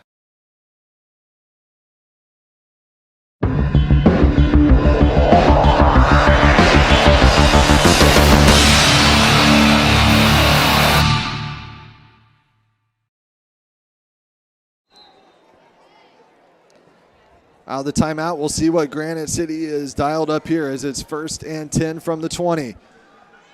They haven't had much luck moving the ball against Marion tonight. They've got 80 yards to go here for their first score. And not much there on first down. As stood up at the line of scrimmage was the ball carrier, Ryan Brokaw, their main running back, and a group of camouflaged Wildcats were right there to meet him. And I know they're wearing camouflage, but surely they had to see that Marion defense coming for him there. Oh, yeah, and if you're Dunning, you love seeing the defense swarm the line of scrimmage right there, especially after a rough ending to that offensive drive there shortly ago. 2nd and 15, loss of 5, courtesy of that defensive stand for Marion. Under 10 minutes to go before our John A. Logan College halftime show.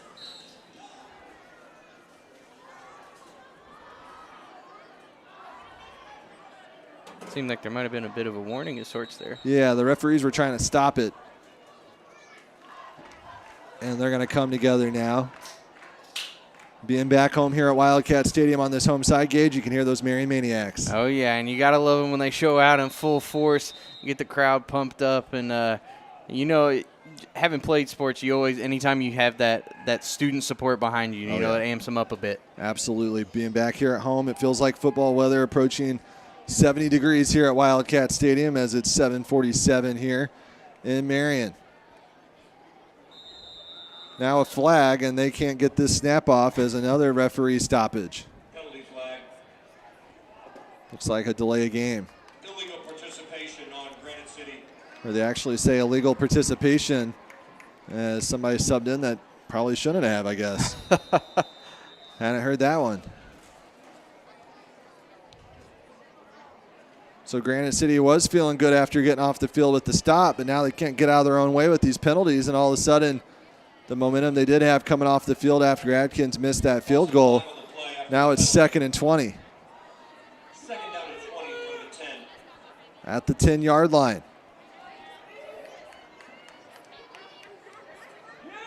And a sack, and was he across the goal line for the safety? Tackle for loss on the play. Where did he go down? It was awfully close.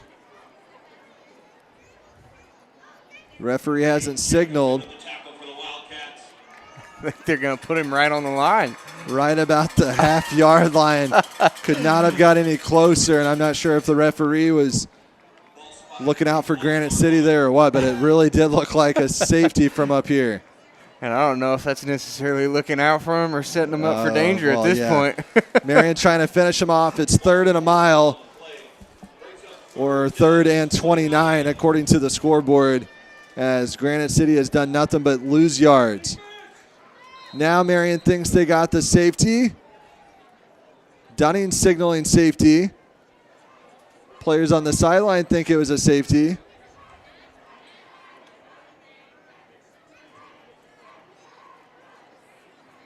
Still no indication from the referees, and I guess somehow he had more room to go before the goal line. Yeah, I mean, who needs signals? 4th and 29, so Marion all but got the safety. Got him all the way to about the inch-yard line. And now standing on the back of the end zone to punt is number 3, Eli Miller. I got to say, this feels like a Thomas touchdown brewing with not a lot of room back there to punt this one. Ezekiel Warren is actually the punter. And now Marion's going to give him a little breathing room. I think they jumped early unless this was against Granite City. And there's really nowhere else to go. I mean, if this is against Granite City, you're putting that ball pretty well in the court at the Heck Center. 7:35 to go in the first half. Referees coming together.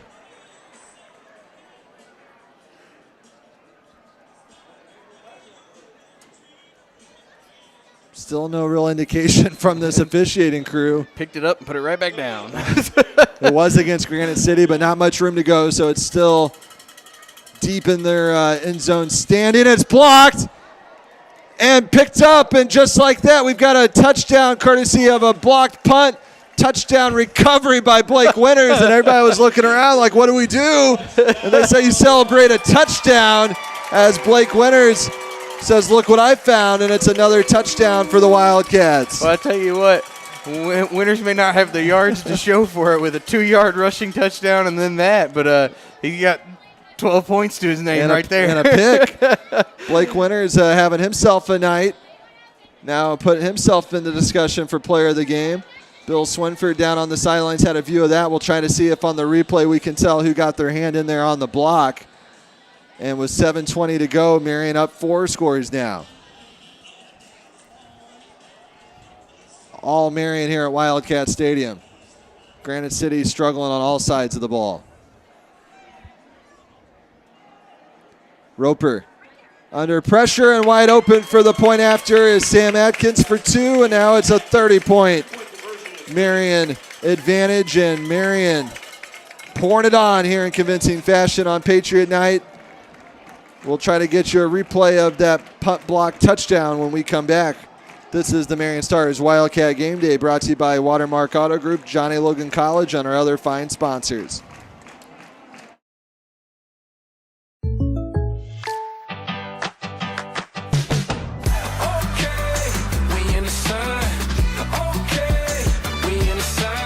Contact Kenya Garner for an auto quote today.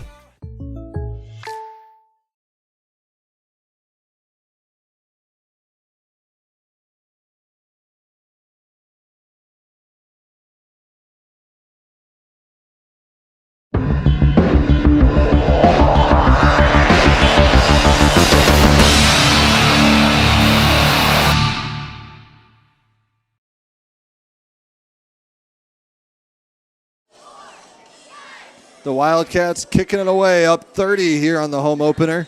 Alongside Gage Johnson, I'm Riley Swinford. Sam Atkins kicking it away. Just caught that 2-point conversion. Now boots it to the other way. And once you cross the goal line in high school football, it's an automatic touchback. Now let's take a look back at that punt block for a touchdown, courtesy of Bill Swinford down on the sidelines. We'll try to see if we can tell who got their hand in there. Looked like Malachi Cooper, number 8, was the one blocking the punt. Blake Winters celebrates after he just found it. Holy crap. Look what I found. Yeah. Now he celebrates there with Max Wade. Thanks to Bill Swinford, our sideline reporter tonight, providing those second angles, which allow us to be able to tell what is going on down there that we can't necessarily see from our vantage point up here in the booth. Granite City now trying to make something happen on this drive. Last drive they did nothing but lose 19.99 yards. Incomplete pass there as Marion sent the pass rush. Caden Jacobs was back there right in his kitchen as he tried to throw that ball. Yeah, and you could see a little bit of fatigue starting to set in for Granite. Got to feel pretty deflating to have the drive that they just had end in a blocked punt that didn't even take another play to get a touchdown there.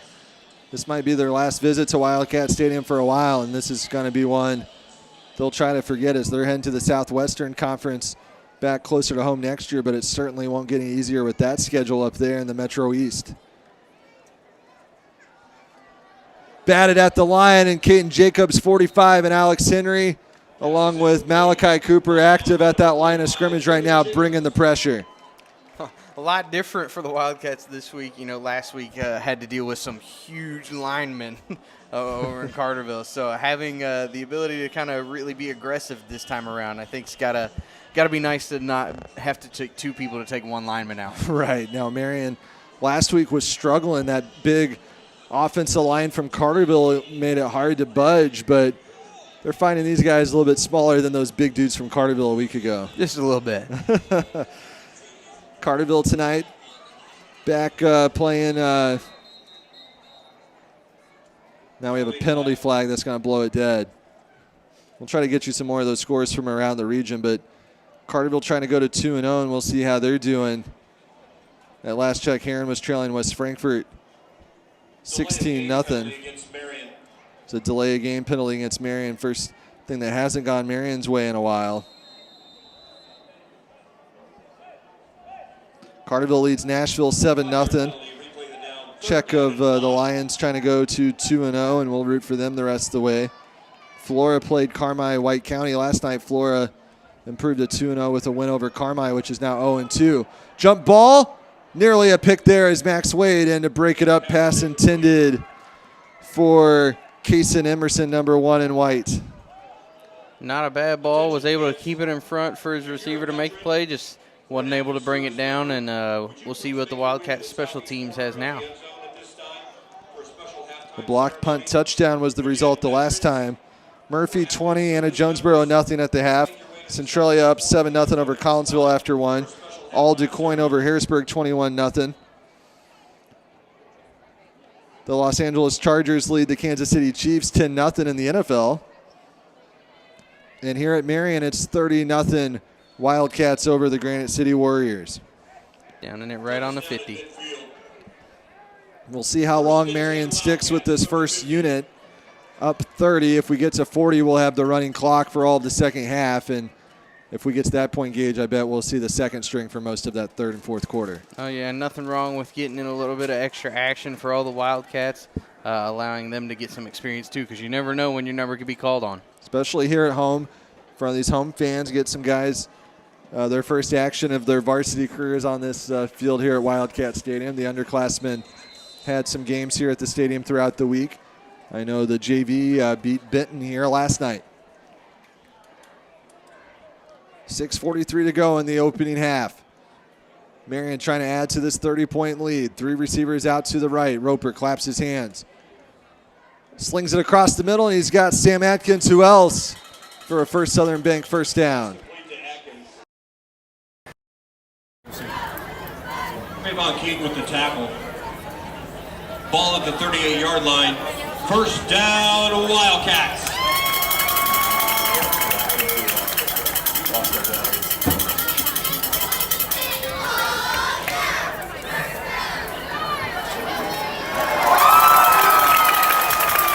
Pass is complete. Roper to Atkins. Touchdown, Wildcats.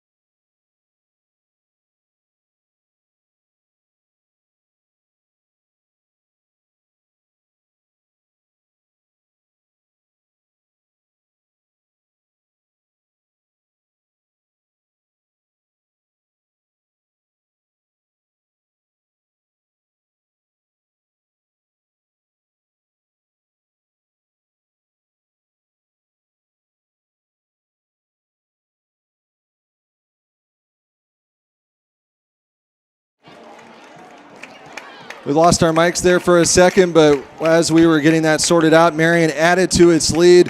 What do we have, Gage? 35-yard touchdown to who other than Atkins. It's the Atkins and Winter show here on the receiving end so far tonight. We'll have our hands full as Callahan Roper's having himself a game at the quarterback position. We'll have our hands full naming a player of the game courtesy of the Hub Recreation Center in our postgame show. Lots of candidates here through an action-packed first half. Gage and I will tell you all about those guys during our John A. Logan College Why Would You Go Anywhere Else halftime show. Maybe we'll go ahead and name a player of the first half to make it a little easier, narrowing it down towards the end of the game, as Atkins will now line up to kick it.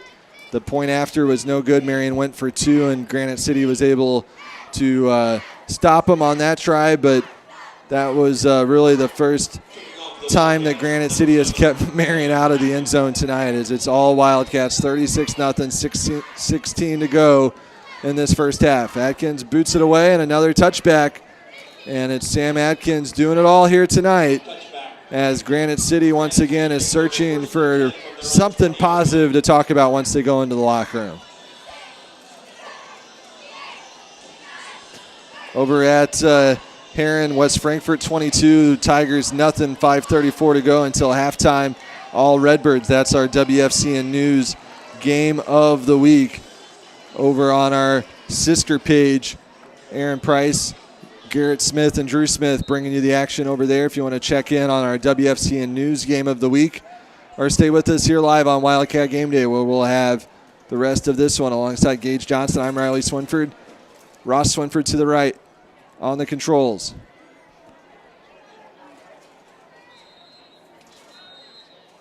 Now it looks like we have a timeout. Granite City wants to talk it over.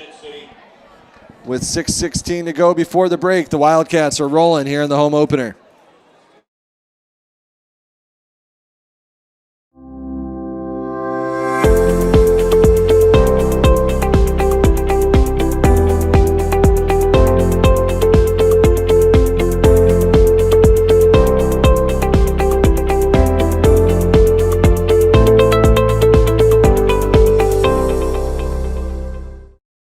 Do you feel like your business is sinking in accounting and payroll work? Are business taxes and confusing technology dragging you down?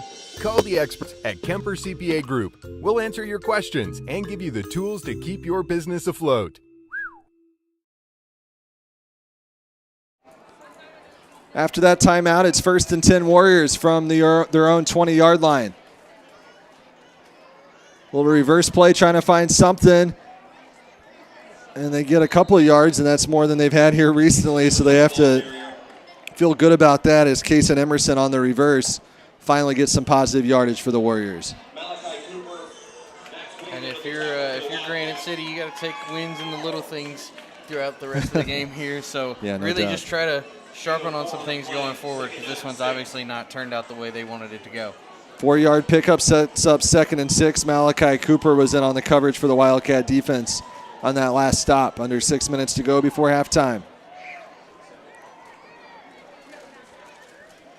Marion with 5 scores tonight in this home opener. Already over their point total from last week when they had 34. They lose it on a handoff. Now it pops loose. Scramble for it. And it looks like Granite City has it, but it's going to be a big loss and another loss of yards for the Warriors, who aren't doing anything for their stats right now. Jesus Adelano recovered it, the quarterback, but he's slow to get up as he was hit hard on that scramble. Ball's put on the 10, so a loss of 14 sets up 3rd and 20, and it's been that kind of night, Gage. Oh, yeah, and the Wildcats looking to make another play, see if they can get back in the end zone, whereas Granite City's just trying to string something together on the offensive side. 4:40 to go in this first half. 4 receivers for the Warriors. Atalano to drop back to pass, finds his man across the middle. And they can't get back to the original line of scrimmage as Brokaw was dropped way shy of the original line of scrimmage, way shy of the first down marker. Hudson Wade and Jane Twitty on the coverage. There's holding in the backfield, too. And there was a flag to make things worse for Granite City, so they're going to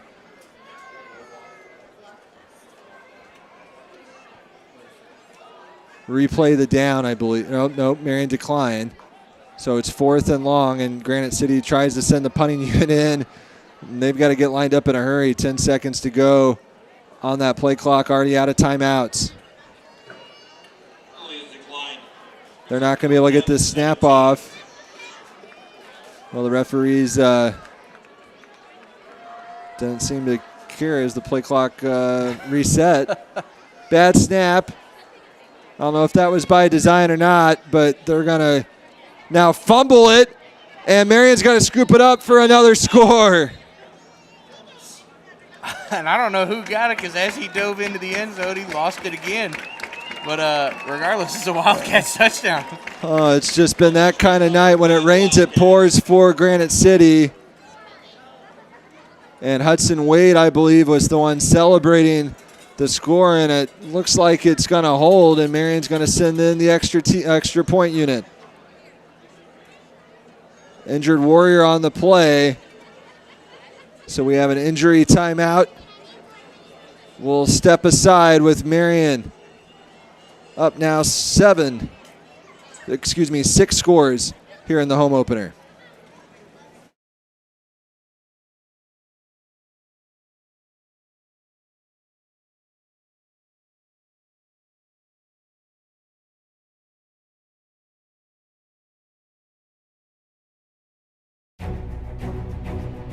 My part-time service in the Army National Guard gives me a lot of opportunities. I have the ability to serve close to home, wherever that may be in the volunteer state.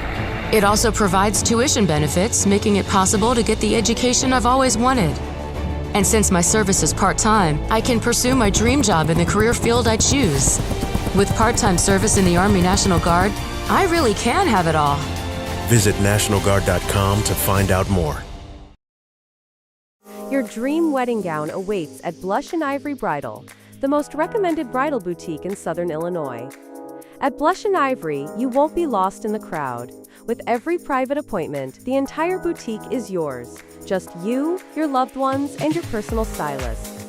Together, you'll discover a curated selection of gowns, veils, and accessories to create the bridal look you've always imagined. And say yes to the dress that brings out the bride in you. Schedule your private appointment today at Blush & Ivory Bridal, 307 North Market Street in Marion. Call 618-882-926.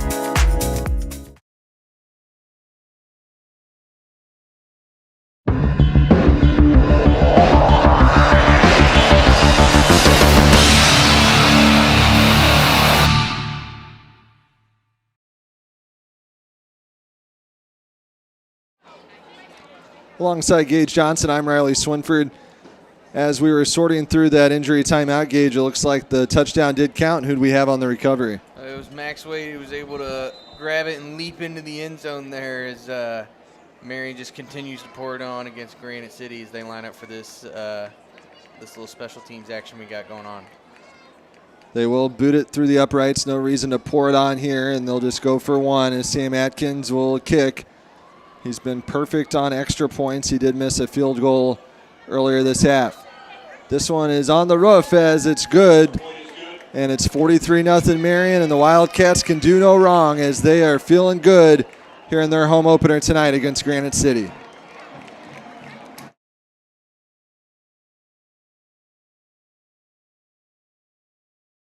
My name's Craig Beyer. I'm an orthopedic surgeon. Been doing that for 33 years.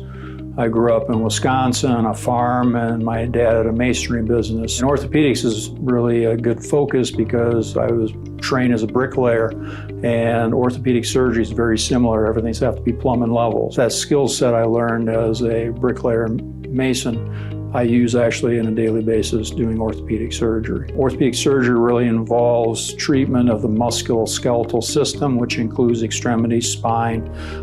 We work with bones, joints, muscles, tendons, ligaments, etc. We provide both surgical and non-surgical management for musculoskeletal conditions. In fact, about 1 out of 10 patients I see in the clinic actually come to surgery. The other 9 out of 10 we can treat and manage non-surgical. Sam Atkins kicks it away as Marion holds a 43-0 lead, and over in Herrin, The Tigers just got their first points of the season with 1:46 left to go in the first half. Herrin now cut it to 22-8 against West Frankfort.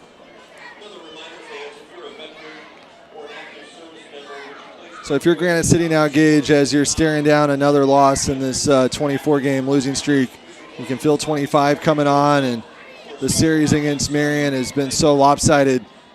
If you're that sideline over there, what are you telling your guys? Really just try to keep your heads up. Obviously, this is not how you want things to go, but you want to be able to show some resiliency, maybe string a couple plays here and there together, just really show some potential for what you got going on weeks forward. 1st and 10 now from the 20. Trying to get something positive to talk about before the break. It will be Marion ball, and if this lead holds, it will be running clock to start the second half. There's a positive play to talk about as Emerson breaks a long one, and he might have his sights set on the end zone and finally wrapped up just shy of the end zone in the Granite City sideline, and those cheerleaders on that far side finally have something to talk about. Andre Jones was the only resistance keeping him out of the end zone as Granite City nearly got on the board for the first time tonight. And the positive yardage that they were looking for, that will help the totals a little bit. Yeah, that's one way to do it. I mean, it was a quick slant route that turned into 70 yards right there. So not something you want to see for the Wildcats to let off such a big play on just what's supposed to be a quick, short pass, but can't get too comfortable. Got to feel good if you're Granite City for that one. We got to finish it off. It's 1st and goal from the 8 as they have their sights on getting on the scoreboard, and now they hand it off. Brokaw pushed back at the line of at the goal line, shy of the end zone. And where's this been? Yeah, I mean, just like that, you see some signs of life going on over there. You'd think this was a one-possession ball game right there. They've done this all night. We want to be looking at a 43-0 score, as Marion's defense can't get too comfortable, as most of the starters are still in this game too. So can't take your foot off the gas if you're Marion. You can't go ahead and start thinking about Mount Vernon coming in here a week from now. Yeah, first real test of the night. Be interesting to see if they can stonewall the Warriors right here. Goal line situation, 2nd and goal now from the 2, under 3 minutes to go. Tight formation for the Warriors. They go back to Brokaw. Tries to bounce out to the right. Battle at the line. Looks like it's going to be won by the Wildcats as they push them back. And let's see if this defense can bend but not break. 3rd and short now, and you would think this is 4-down territory. And if you're Granite City, just hold on to that football. Oh, yeah. Wouldn't be shocked to see Marion bring the house here, put some pressure on Granite City, and keep them out of the end zone. 3rd and 2 now with no timeouts for Granite City. Marion with all 3, 2:10 to go before the break. From the right hash on the far side of the field, Granite City trying to punch it in. 3rd and 2. Quarterback's going to try to take it himself. Gets a push from his line. Did he break the plane? Referees are clearing it out, and they haven't signaled much all night. And they're going to say he was short.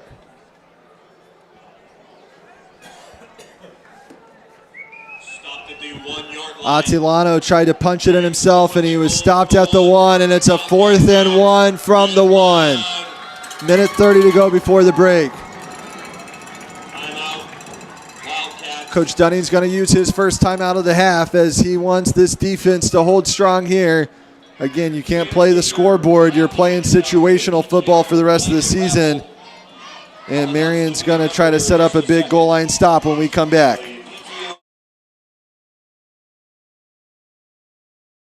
I'm excited to represent Southern Illinois when playing basketball for SIU, and it's important to me to give back to this region. That's important to Banterra Bank also, and it's one of the reasons that I'm proud to be a customer. They support their communities, and with their mobile app, I can check my accounts, make payments, and more, all on my time. Plus, they offer a Saluki Visa debit card that supports SIU scholarships and athletics. That was an easy win for me. Banterra Bank, official partner of Saluki Athletics.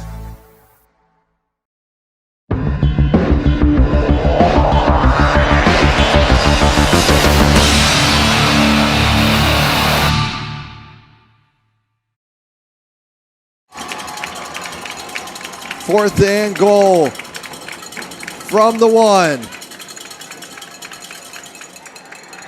And Granite City finally breaks the drought as Ezekiel Warren, the 5'9 senior, punches it in, and they get their first points of the night. It's 43-6 now after Granite City put together their best drive of the night. And it looked like Granite City was not the team that has lost 24 games in a row, Gage. Yeah, and some explosive plays from their offense that we haven't really seen tonight, setting up with a nice opportunity. Marion just wasn't able to convert on that 4th and 1 stop.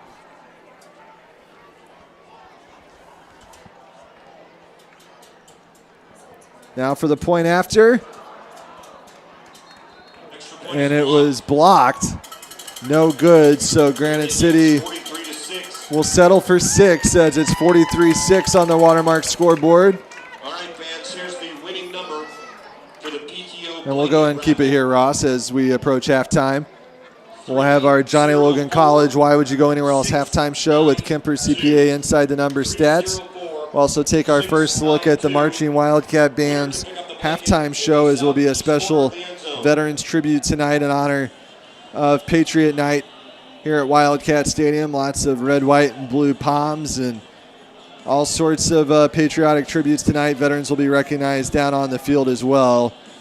And we'll talk about this first half, which has been dominated by the Wildcats as they hold a 43-6 advantage as we head towards the break.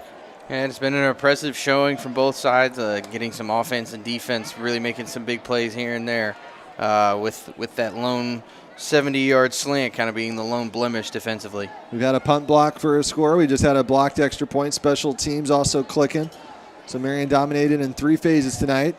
Now let's see if we can do something here on this kick return as Granite City, you would think, would maybe try the onside kick, but they instead line drive kick it to Max Wade, who makes the over-the-shoulder catch. Now he's going to bring it out. He's across the 15, tries to find a blocker, gets one. Now he's streaking down the sidelines. One man to beat. It's the kicker. Now he turns on the Jets, and he stumbles at the 40, and we nearly had a kickoff return as Max Wade made a big play there to set up potentially another Marion score before the break. The good old turf monster got him. Oh, it was a great job blocking, was able to cut back in there, but had to really make that turn sharp and just wasn't able to hold on to his footing there. Yeah, maybe he got a little ahead of himself thinking about the celebration he was going to hit if he crossed the goal line. Next thing you know, you trip on the turf. But still a big impact there by Max Wade. 1st and 10 Wildcats on the Granite City side of the 50.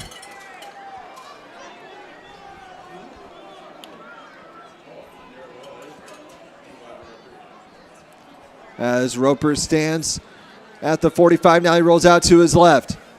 Steps up. Slings it to Junius Thomas as it's starting to rain here at Wildcat Stadium. Now Junius Thomas cuts all the way back to the right. Now he's trying to get to the end zone. Breaks a tackle, and did he get in? He's stopped out at the 1 yard line, and what a play there from Junius Thomas as he reversed the field. And that probably went against all logic, but somehow made something out of it, Gage. Yeah, ballsy play right there by Thomas that more often than not is going to end in a big old loss. But you blink and the Wildcats are back on the 1. Trying to punch it in just 2 plays here. Talk about efficiency. They hand it off, and Blake Winters gets in for the 2nd time tonight.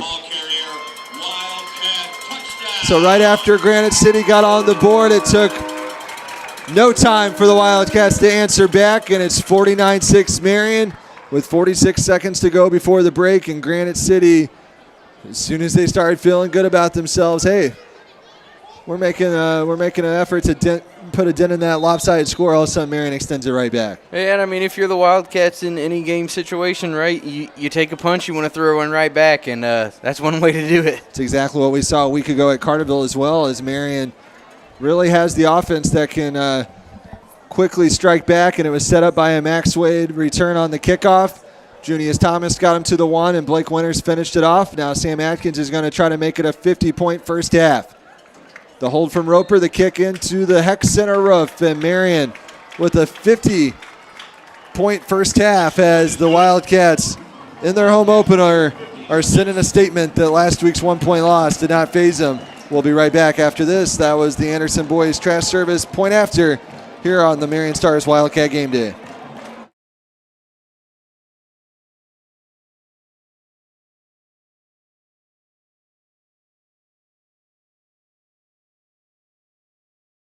Welcome you back. The coaches at Crown Brew getting coffee.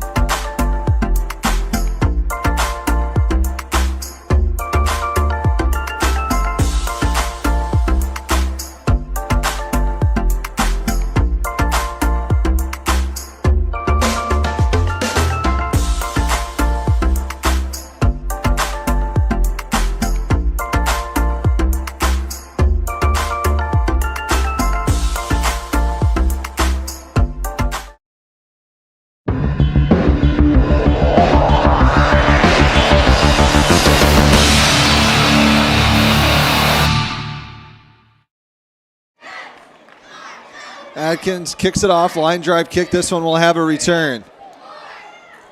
Granite City trying to get something else positive. They nearly lost it there, as I believe the rain has already stopped. It was coming down here for a second. A couple fans got up to walk out, but I don't think it's raining anymore, Gage.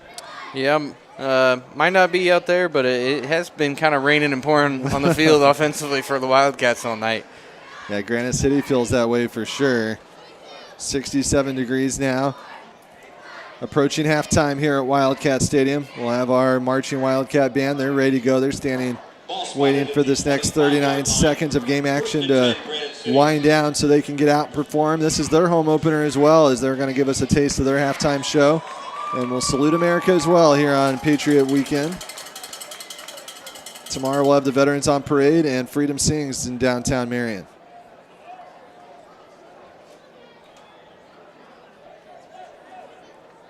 We'll see how Granite City manages the clock here. See if they try to do something or they're just going to head into the break. They do hand it off. It's Brokaw, the ball carrier. He's been their main running back, and he gets a couple of yards. Granite City out of timeouts. They can't stop it. We'll see if they have urgency to get up to the line or if they're content going into the breakdown 44. They're taking their time. Second down and 3. About a 12-second differential between the game clock and the play clock, so they technically don't have to snap it if they don't want to.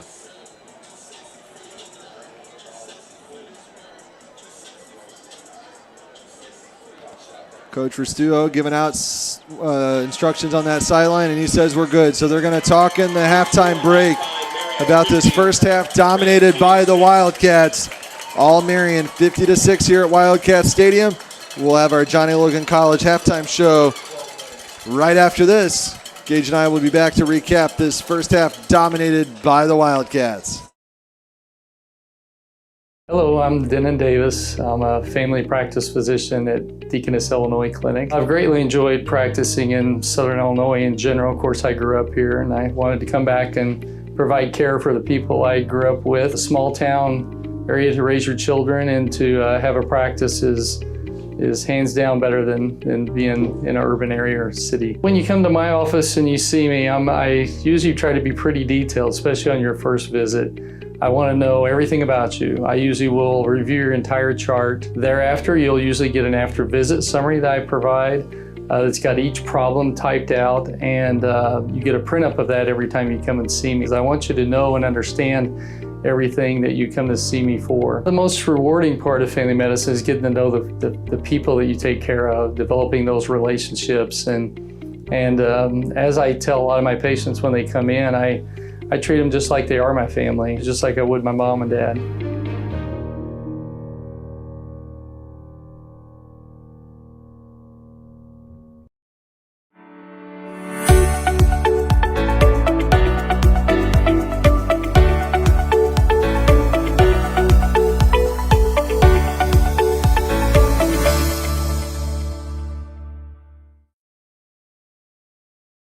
Oasis Home Center is Southern Illinois' premier showcase for the largest selection of the best appliances, flooring, cabinets, and more. Visit Oasis Home Center, where inspiration meets unbeatable value. Explore our showroom and discover why we're the region's trusted choice for home upgrades. The Oasis experts offer up to 4 years interest-free financing and no money down options on the area's greatest choice of manufacturers. Oasis Home Center in Marion. Online anytime at oasishomecenter.world.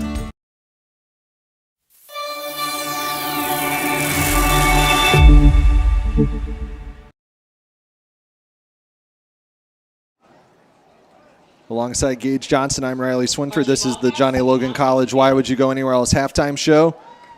As a pair of former marching Wildcats, Gage, I believe we've only got one thing we need to do, and that's send it down to the field for the first look at the Marching Wildcat Band's halftime show. After their performance, we'll talk about the first half dominated by the Wildcats as they lead 50-6 here at Wildcat Stadium.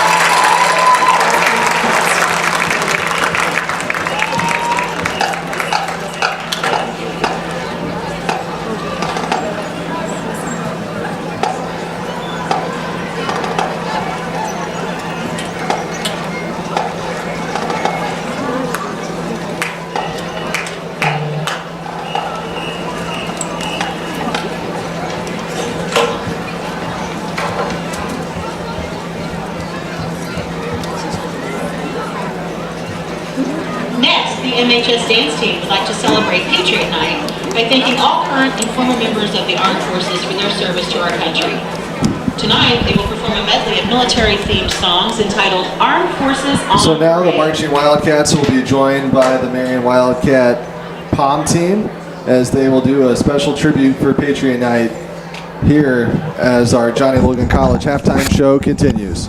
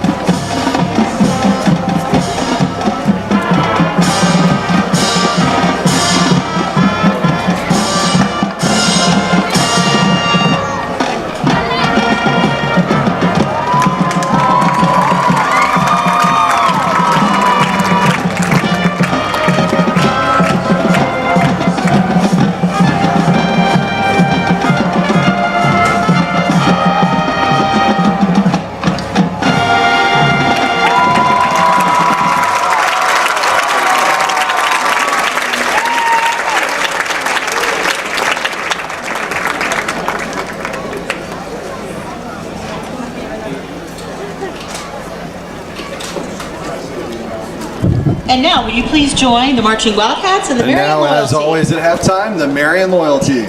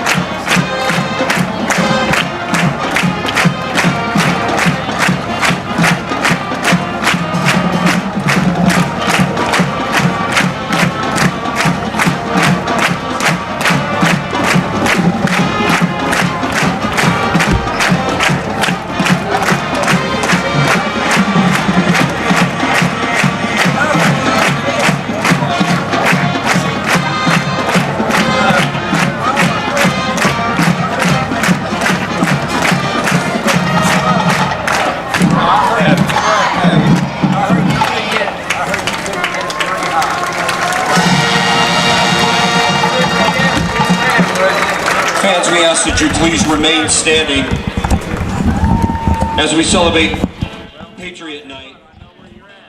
We're honored to be joined tonight by the brave men and women of our armed forces, both active duty service members and veterans.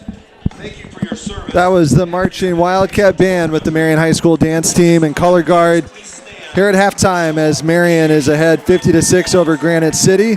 Alongside Gage Johnson, I'm Riley Swinford. You're seeing a special veterans recognition as the veterans in attendance tonight are recognized on this special Patriot Night, and the Wildcats are out of the locker room to salute the veterans as well, as it's not only a big halftime lead to celebrate Gage, but also time to celebrate our nation.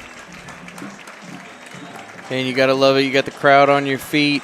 There's been a lot to cheer about tonight, but some of the people that don't always get that recognition getting their moment right here tonight at halftime. It'll be that kind of weekend here in Marion. As I mentioned earlier, the Veterans on Parade will march through downtown Marion in the morning. The Marching Wildcat Band will be busy with that as well. And then tomorrow night we'll have Freedom Sings for the second year, where veteran songwriters will have their songs performed in a special outdoor concert on the square, weather permitting.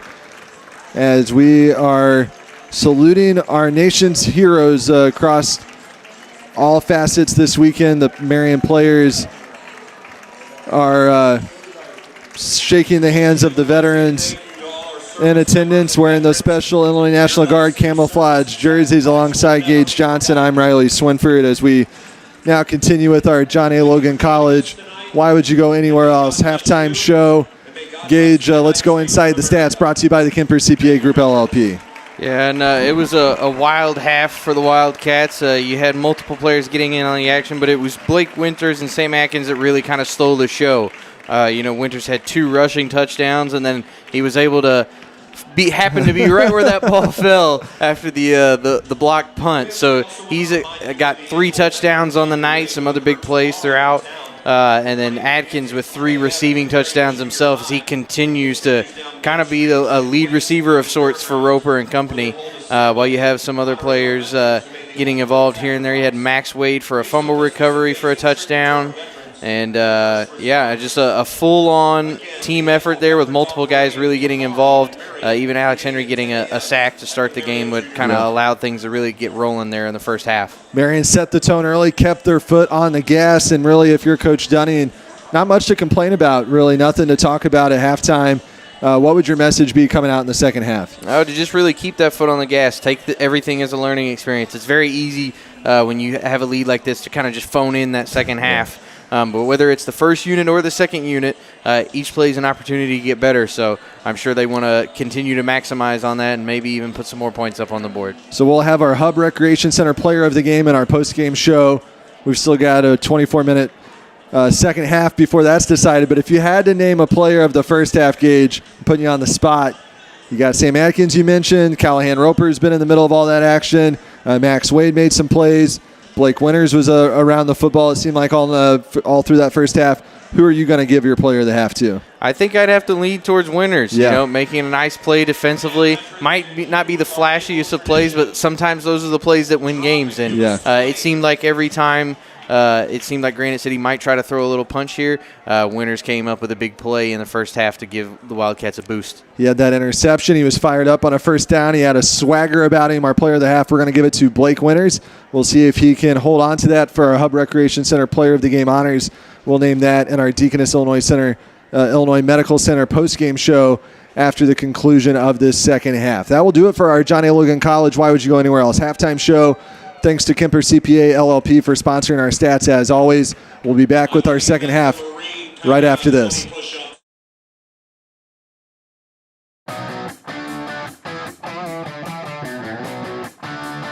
The teachers are really good, they're understanding. All our faculty here teach from experience. I love it. It's so hands-on. They want to see us succeed. There's so many options, so many things they can choose from. I wasn't just another statistic out there. My advisors and my professors have been very helpful. I've felt completely at home from the first day. Everyone has been so welcoming and helpful and encouraging. It's made it really easy. So I would for sure recommend John A.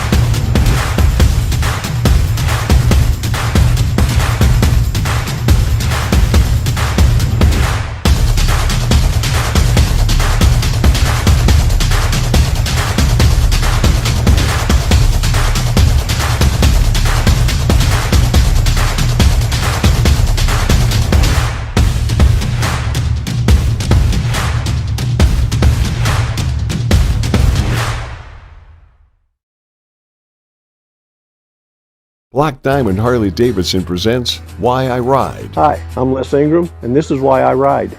I taught special education for 28 years. I haven't drank in 34 years. I needed something to relieve the stress, and the bike does it wonderfully. I've been riding 34 years. I currently have, through the Harley Owners Group, Ride 365, I have 649,607 miles. As a matter of fact, I don't want to go anywhere unless I'm traveling on the Harley.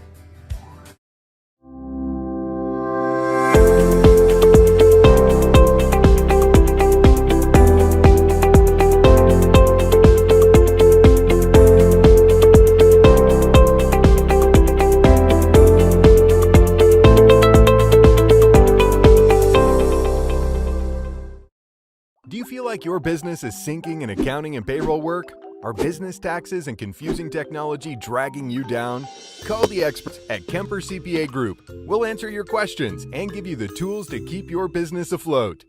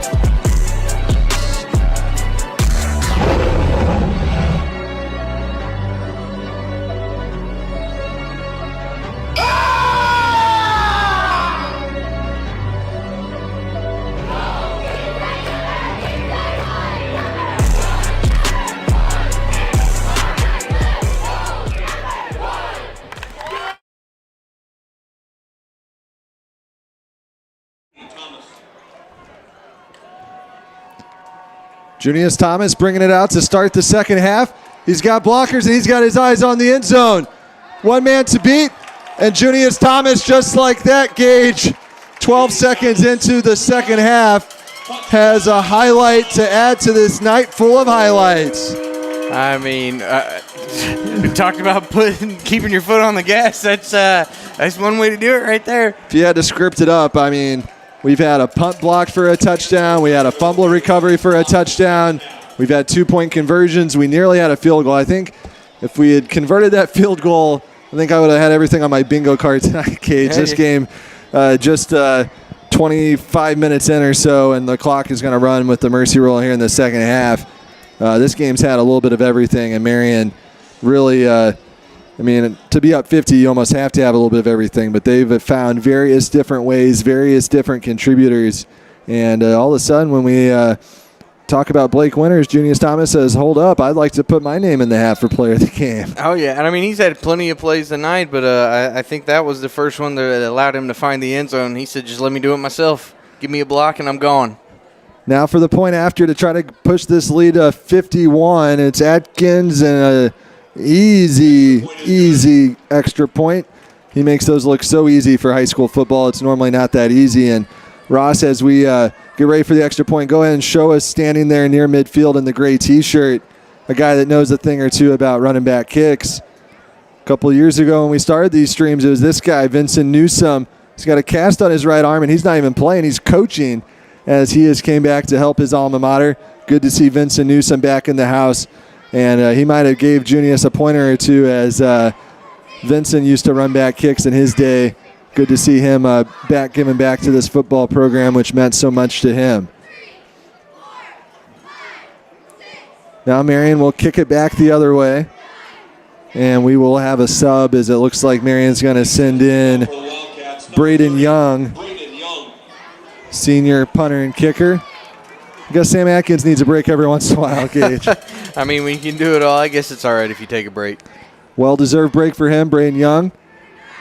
Nice-looking kickoff there. Dropped by Granite City. They pick it up. That's Emerson trying to bring it out, and he doesn't have the same kind of luck as Junius Thomas as he tries to spin his way. Talk about a spin cycle, man. Jeez.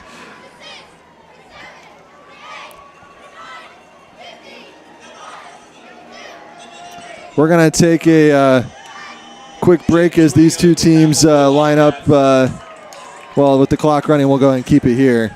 We're due for a timeout break here in a moment to hear from our sponsors, but we'll keep it here. The clock will run. The second half will go fast as Marion holds a 57-6 lead. Here at Wildcat Stadium, Marion trying to get their first win of the season. Granite City on its way to a 25-game losing streak. Lots of different subs as Marion's going to still try to keep the message the same as they have contained Granite City all but one drive tonight. They had one big play that led to 6 points a few plays later, 70-yard passing play. Really the only blemish against this Marion defense tonight. Second string defense able to hold strong there. 81, not on my roster. Austin Moore, the PA announcer, lets us know, as we've also got Connor Tanner in, number 3, 22, Weston Rudd. 14, Evan Masterson. Number 20, Logan Vanoy, and we'll try to get you some more of those names as we see them. It's like 54, Marley Benavi on the line of scrimmage, playing D-line, 4 down D lineman for the Cats. Man goes in motion for the Warriors.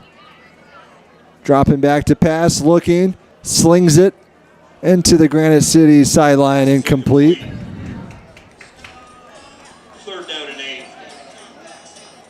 And that sets up a 3rd and 8, and quickly Granite City in jeopardy of going right back off the field.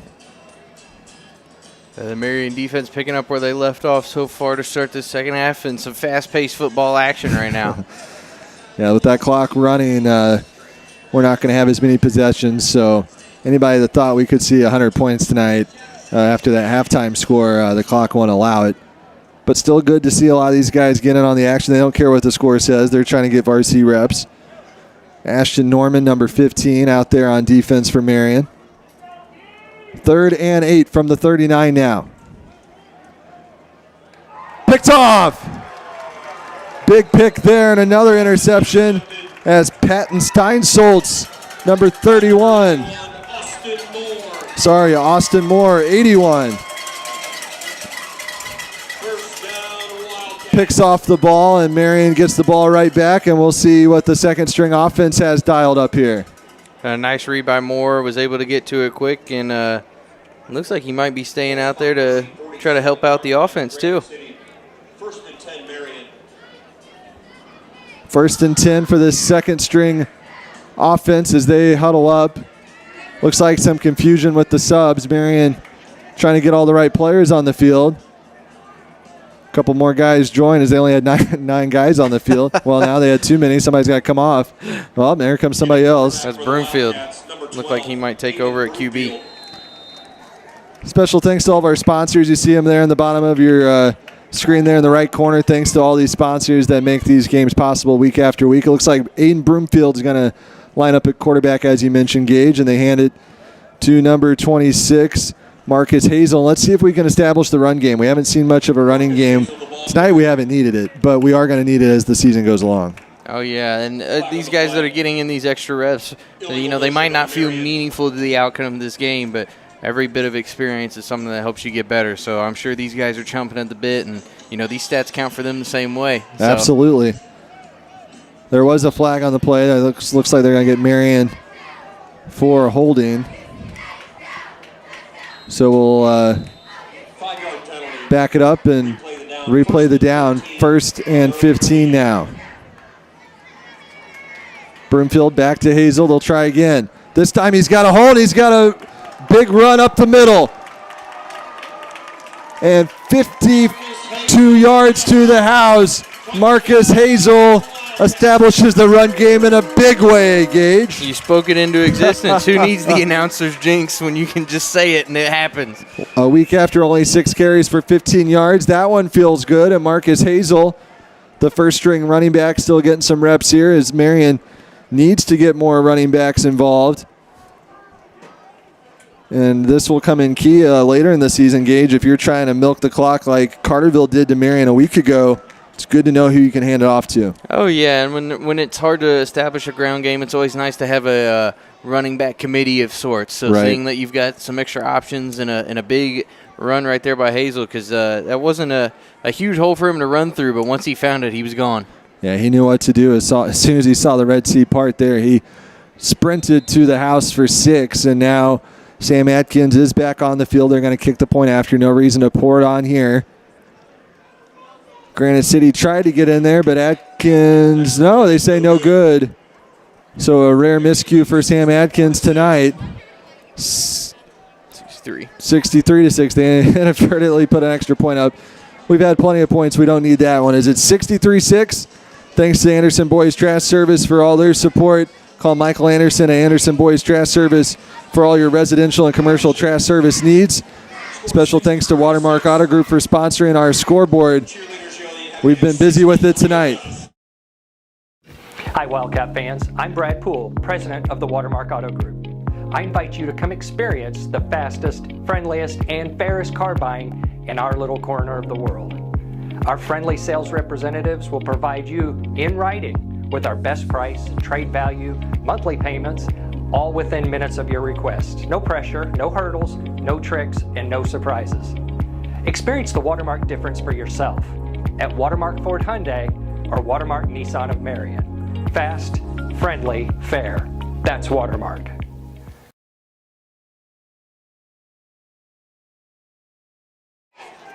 Gage, the cheerleaders are still going with those jumping jacks.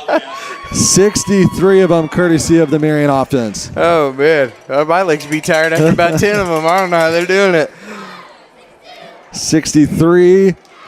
There it is. Look at the crowd get behind them. I'd be cheering for them, too. You think they got 69 or 70 in them if we get another score? Oh, man. That's what we'd be doing for a long night. I'm sure they appreciate this running clock. They go all the way back. So they can't pick up. They can't start with 64. They'd have to go all the way back to 0 if Marion was to score again. Let's see if the defense can maybe provide some points, as Granite City had a nice return. They set up on the 38. 2:15 to go here in the third quarter.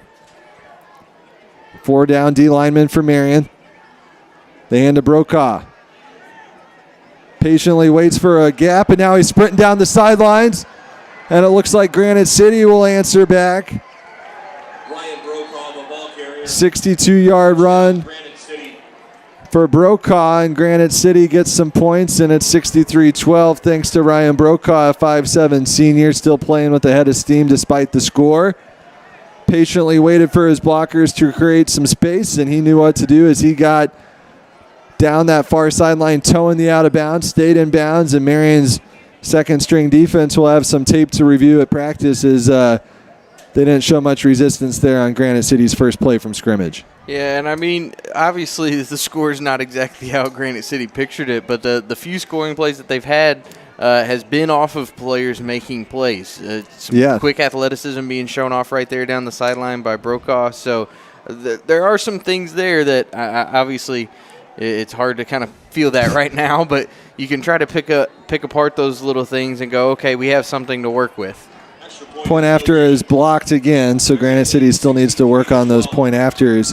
But 63-12, and one thing they can talk about as they go back home, back to the Metro East tonight, is coming in the last 2 meetings they had been shut out. So 98-0 combined the last 2 years. Tonight they've got 12, and Granite City will take all the positives as they can get as Marion is dominating here in week 2. At Legence Bank, we make it easy to achieve your financial goals. Working with small businesses, farmers, and individuals, we strive to be your partner in convenient, local, and personalized banking solutions. From investing in your priorities to helping our community grow, we're committed to making a difference at Legence Bank. I always know I can count on the people at Legence to answer my questions and connect me to the services I need. We have you covered with a range of fraud prevention tools to keep your accounts safe and secure. With real-time debit card alerts, advanced encryption, and card controls, you can stay one step ahead of fraud with these security features. Legence Bank supports you on and off the field. Go Wildcats!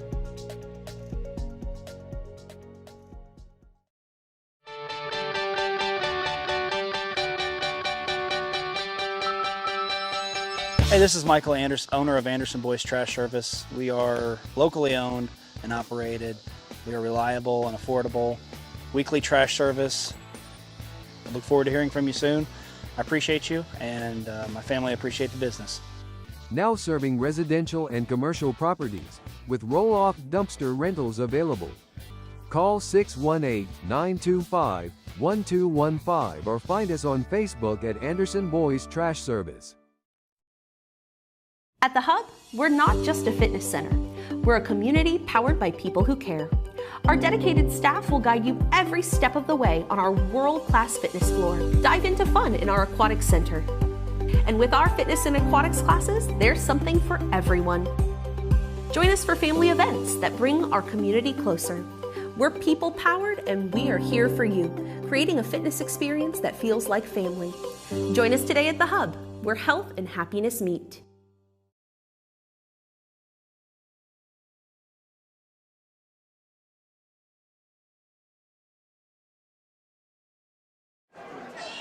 Granite City kicked it out of bounds, so Marion will have good field position on the 35 as they try to pad this 63-12 lead alongside Gage Johnson. I'm Riley Swinford. This is the Swinford Media Group's Wildcat Game Day alongside Ross Swinford on the controls. Bill and Monica Swinford helping from the sideline tonight. Thanks to everyone who's watching. Thanks to everyone who's commented.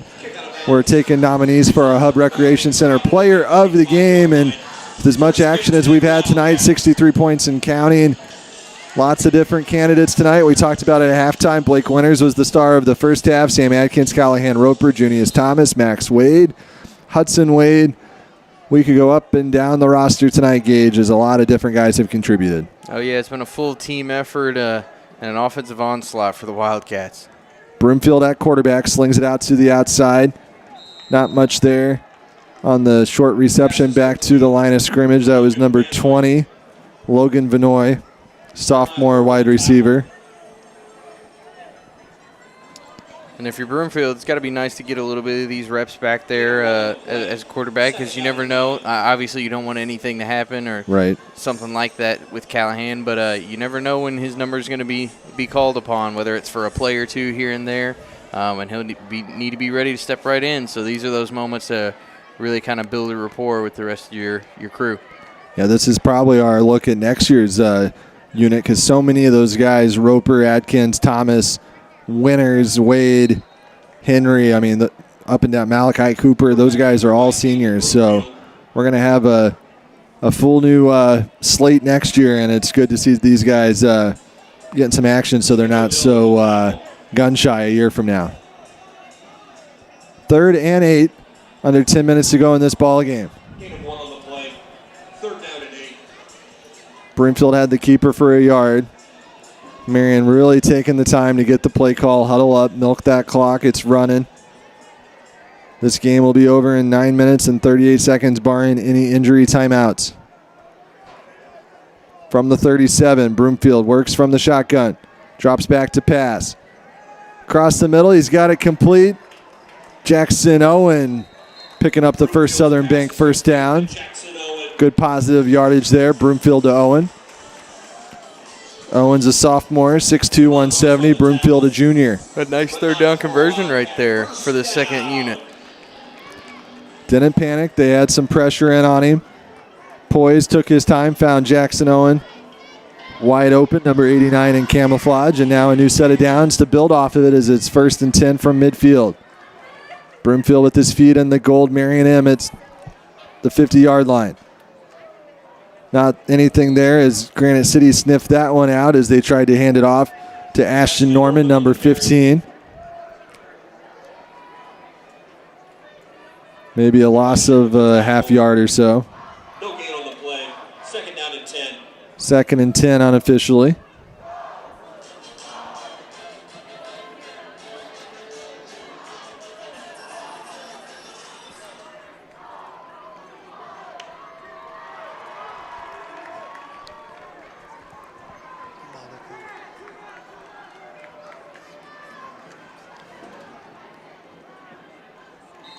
Not anything there for Broomfield on the keeper, and it's going to be 3rd and 10, so another third down situation for this Marion second string offense.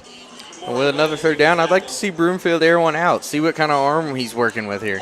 And what kind of targets he has. I mean, we know Roper's got a wheelhouse of them, but those guys are all seniors. Let's see what other kind of weapons we've got coming up the ranks. Mount Vernon will be here a week from now for a big South 7 Conference showdown. Last 2 years, those have been classics. Last year was in the pouring rain at Mount Vernon. We'll hope for better conditions here next week. 4 receiver set. Broomfield rolls out. This might be the one you're waiting for, Gage. Instead, he's got to tuck it in. He's got to scramble, and he's pushed out of bounds. As I think he wanted to air it out, just didn't have anybody to throw it to. Yeah, you could tell he felt a little bit rushed there, was trying to find his read, and just didn't have time to really get his feet set and make a nice throw there. So tried to make a play out of it, but nothing really going right there. See how Marion plays this one. It's 4th and 8, 7:07 to go now on the Granite City 48. And I like it. With the running clock, I mean, you might as well go for another play. Give them some more reps. Well, what's it going to hurt? There's not going to be too many more offensive snaps left in this one if they don't convert. Right. I mean, Granite City will have a chance to maybe use the rest of that clock when they get the ball back if Marion does not convert here, as a 4th and 8 situation looms. Under 7 minutes to go now. 2 receivers to the left, 1 to the right. Plays blown dead. Penalty flag on the play. Maybe a delay of game. Yep. Delay of game on Marion. So they'll have a tougher situation now, and we'll see if the decision changes, as it's now going to be 4th and 13, loss of 5. 5-yard penalty. 4th and 13. 5-yard loss. That's the kind of thing you'd expect with a second unit, not too experienced, trying to get up to the line, trying to get the play off. So a delay of game penalty sets up a 4th and long for Broomfield. He's going to go for it. Dumps it off. Trying to get to the first down marker, and he's going to be shy of it, as that's number 16, Nate Page, another sophomore. And turnover on downs, and here comes the Granite City offense back onto the field. And Marion will have some subs coming in on defense, led by big Marco Salvetti, 5'11", 320 coming out on the field. He's hard to miss. Yeah, it's a big old boy right there, ready to go make a play. A couple other names to mention. Brody Davis is out there. 22, Weston Rudd's out there. 54, Marley Benavi, we mentioned him.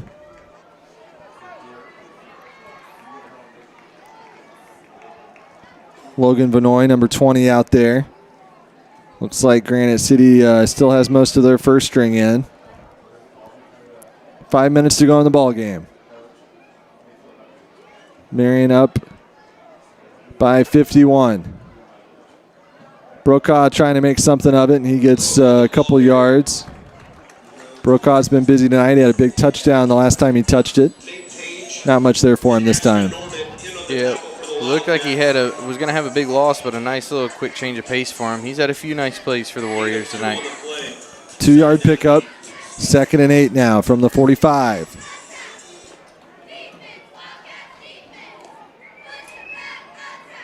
See if we can hold him here. Under 4.5 minutes to go.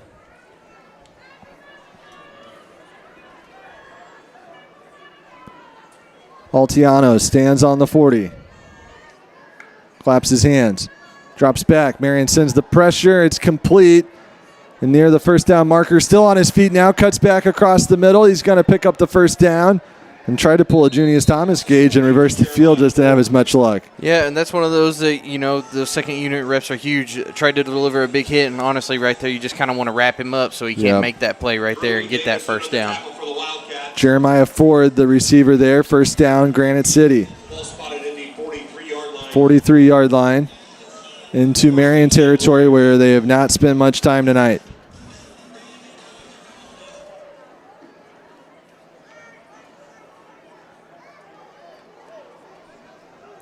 Three and a half minutes to go in this ball game. Altiano still in at quarterback for Granite City. 2 receivers out to the left, 1 out to the right.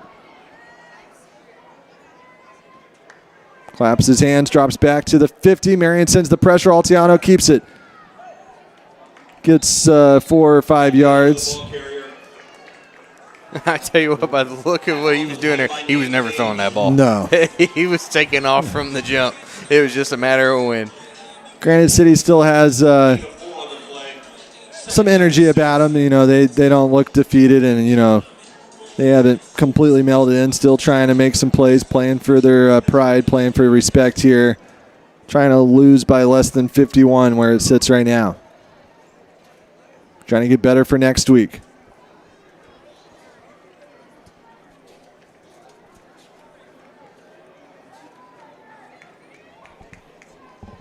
Won't get any easier for Granite City as they will play Cahokia next week. Here's Brokaw trying to get to the end zone, and there is a flag. For now, it's a Granite City score, and we'll see if this one stands.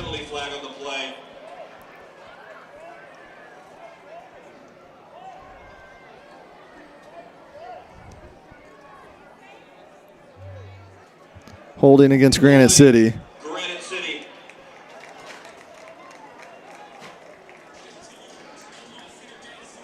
Tell you what, though, Brokaw's been showing off the speed for Granite City here in this second half. About put himself on the board again with another quick run down the sideline. Under 2 minutes to play now. Granite City's still trying to get to the end zone as that one was brought back. They haven't just mailed it in, given up. Kudos to them for still playing till the final horn as they're on their way to their 25th straight loss. Second down and 2.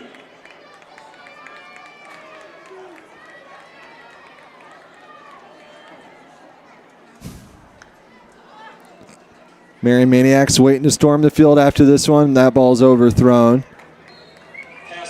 Clock is still running, so we'll have a couple more plays here before we call tonight. We'll have our Deaconess, Illinois Medical Center post-game show for you right after the conclusion of this game. We'll name our Hub Recreation Center player of the game and our thrilling moment of the game. And Gage, we've talked a lot about the player of the game being hard to pick, but that thrilling moment, I mean, there's been a ton of highlights tonight. Oh, yeah, whether it's on the defensive side or offensive side, there's been explosive play after explosive play time and time again.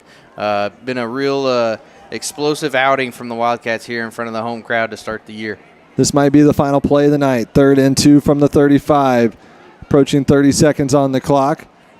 They hand it off. Brokaw cuts back middle, gets the first down. Wrapped up, and the clock will stop the clock will keep running, I should say. I'm used to it stopping on first downs, but the mercy rule has been triggered, and if they can get up to the line of scrimmage, we might have time for one more snap. But the chain guys on the far side got to get set first as they're still making their way. They're taking their time. Granite City wants one more play. 5 seconds on the clock. Looks like they'll snap it one more time. From the 21, bad snap. And fittingly, that's how this one will end as Marion concludes the big win with a sack. Weston Rudd finishes off the 63-12 Marion win. The Wildcats go to 1-1. Granite City falls to 0-2. Marion will have Mount Vernon here next week. Granite City will go home to play Cahokia. So South 7 play right around the corner for the Wildcats. And they look ready after an impressive, dominating 63-12 win over Granite City. Gage and I will name our player of the game, our play of the game, and cap it off with some Kemper CPA stats. Right after this, our Deaconess, Illinois Medical Center postgame show awaits after a big Marion win here in the home opener. My name's Craig Beyer. I'm an orthopedic surgeon. Been doing that for 33 years. I grew up in Wisconsin on a farm, and my dad had a masonry business. And orthopedics is really a good focus because I was trained as a bricklayer, and orthopedic surgery is very similar. Everything's have to be plumbing levels. That skill set I learned as a bricklayer mason, I use actually on a daily basis doing orthopedic surgery. Orthopedic surgery really involves treatment of the musculoskeletal system, which includes extremities, spine. We work with bones, joints, muscles, tendons, ligaments, etc. We provide both surgical and non-surgical management for musculoskeletal conditions. In fact, about 1 out of 10 patients I see in the clinic actually come to surgery. The other 9 out of 10 we can treat and manage non-surgically. I don't require referrals. Patients can come to see me straight away. My philosophy, again, is optimize non-surgical treatment before I perform surgery. Once I do surgery, unfortunately, I have the I'm a perfectionist. My wife gives me a hassle. If I'm in the room and this picture on the wall is crooked, I will fix it, even in your house. I think part of that is the masonry background, because everything's got to be, again, plumb level and as close to perfect as you can achieve. You can shoot for perfection, accept excellence. That's my rule.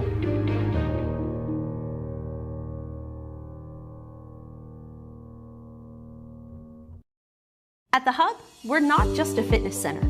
We're a community powered by people who care. Our dedicated staff will guide you every step of the way on our world-class fitness floor. Dive into fun in our aquatic center. And with our fitness and aquatics classes, there's something for everyone. Join us for family events that bring our community closer. We're people powered and we are here for you, creating a fitness experience that feels like family. Join us today at The Hub, where health and happiness meet. Welcome to Wit Wisdom, located at 202 North Market in downtown Marion, Illinois. We're open Tuesday through Saturday, 10 to 5. Stop in and check out our spirit wear, custom tees, embroidery services, and more, all in a historical boutique setting. Check us out anytime online at www.witandwisdomstore.com. Hi, I'm Tyler Young with the Print Shop here in Marion. We're on the square. We just got done doing some perforated vinyl here at Swinford Publications. So this is the vinyl that you can see out, but people can't see in, and it gives a nice little look and feel to a number of different kinds of businesses. So come see us at the Print Shop. We're at 1112 North Carbon, next to AutoZone behind Hardee's. Since 1999, Clark Natural Stone is a family-owned business that strives to not only offer you the best selection of rock and mulch in the country, but also provide you with the best service. Clark Natural Stone Slinger Truck is a great option when you need rock, sand, or gravel placed in an area not easily accessible to a conventional dump bed. To schedule your delivery or to ask any questions, call 618-997-3889 or visit our website, clarknaturalstone.com.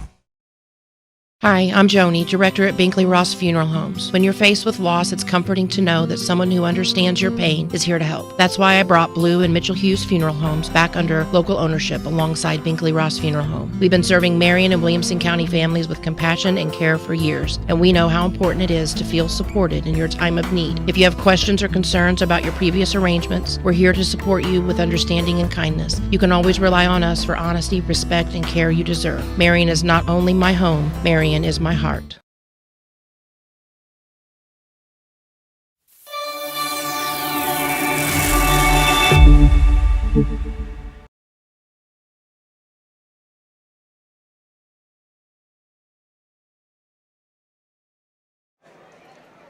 The Wildcats and the Marion Maniacs are on the field celebrating a 63-12 win over Granite City here in the home opener. Marion goes to 1-1. Granite City goes to 0-2. Gage Johnson and I just had the call here on Wildcat Gameday, and there you see Coach Dunning and the Maniacs and the Wildcats celebrating down on the field, and plenty to talk about and plenty to celebrate here tonight, Gage. Oh, yeah. You had the offense and defense showing out in full force for the Wildcats, and there was no shortage of big plays from a multitude of players throughout the night. Let's go ahead and go around the region with some scores. DuQuoin 41, Harrisburg 0. DuQuoin 2-0. Harrisburg goes to 1-1. Harrisburg we saw in the Week 0 scrimmage a couple weeks ago when Gage and I were at Harrisburg. Murfreesboro goes to 1-1. They bounce back after losing to Carbondale with a 41-6 win over AJ. Pinckneyville falls to Chester. Last check, Carterville and Nashville were tied heading into the fourth quarter, 14-all. Cesar was leading Hamilton County 20-8 at last check. Centralia 9, Collinsville 8. Highland and Althoff were locked in a good one at last check.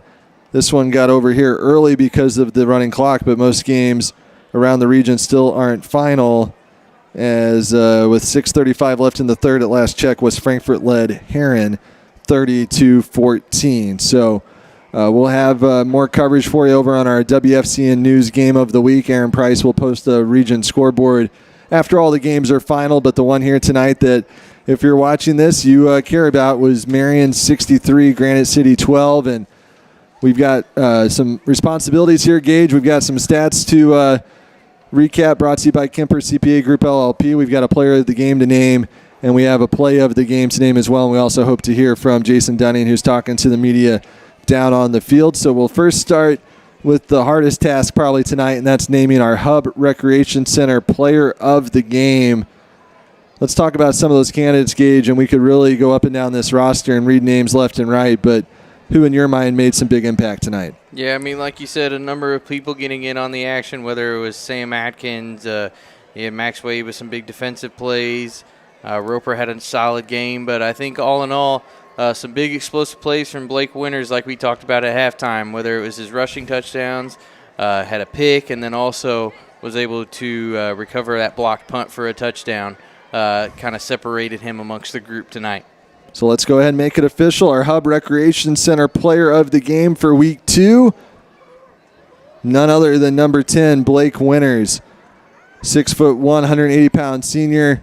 Did a little bit of everything tonight. He had a pick. He had a punt recovery for a touchdown, as Gage mentioned, had a couple of rushing touchdowns.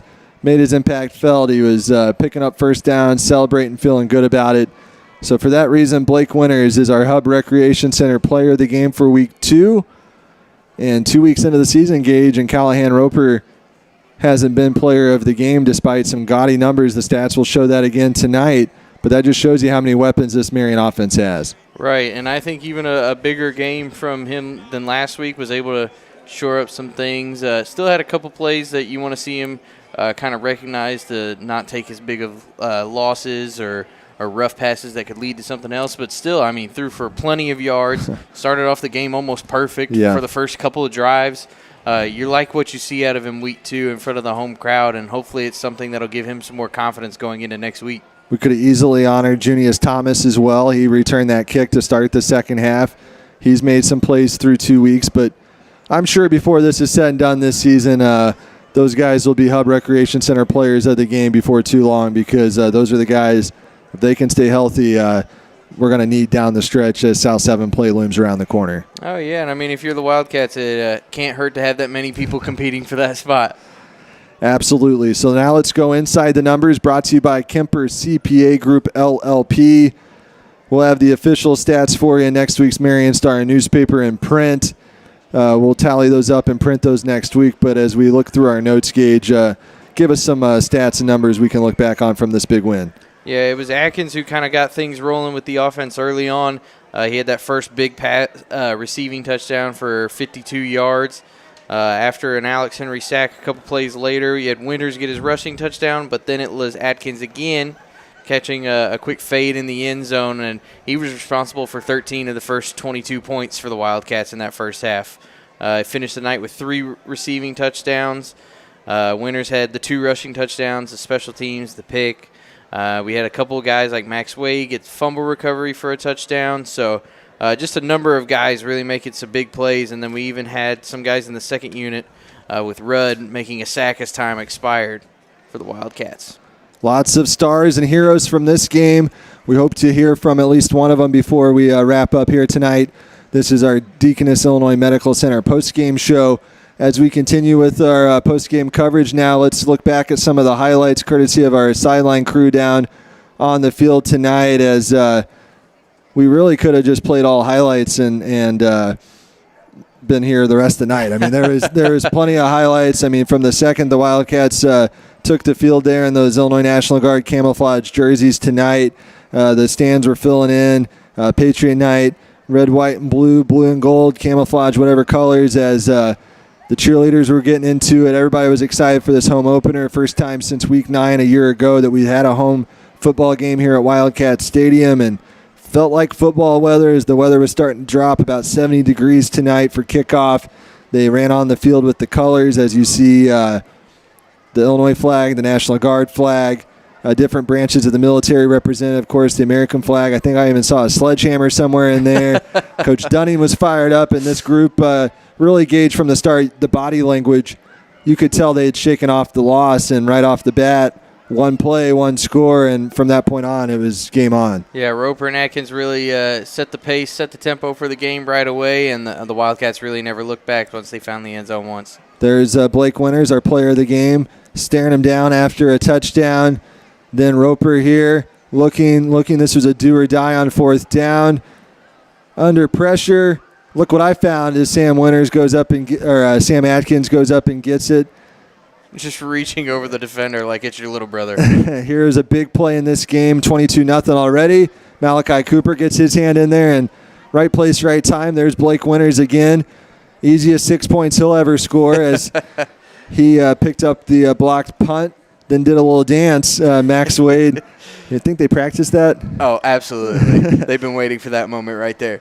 So let's go ahead and name our Black Diamond family of businesses thrilling moment of the game, and of course named after the Thrillville Thrillbillies out there in the Oasis part of town, playing out there at Mountain Dew Park.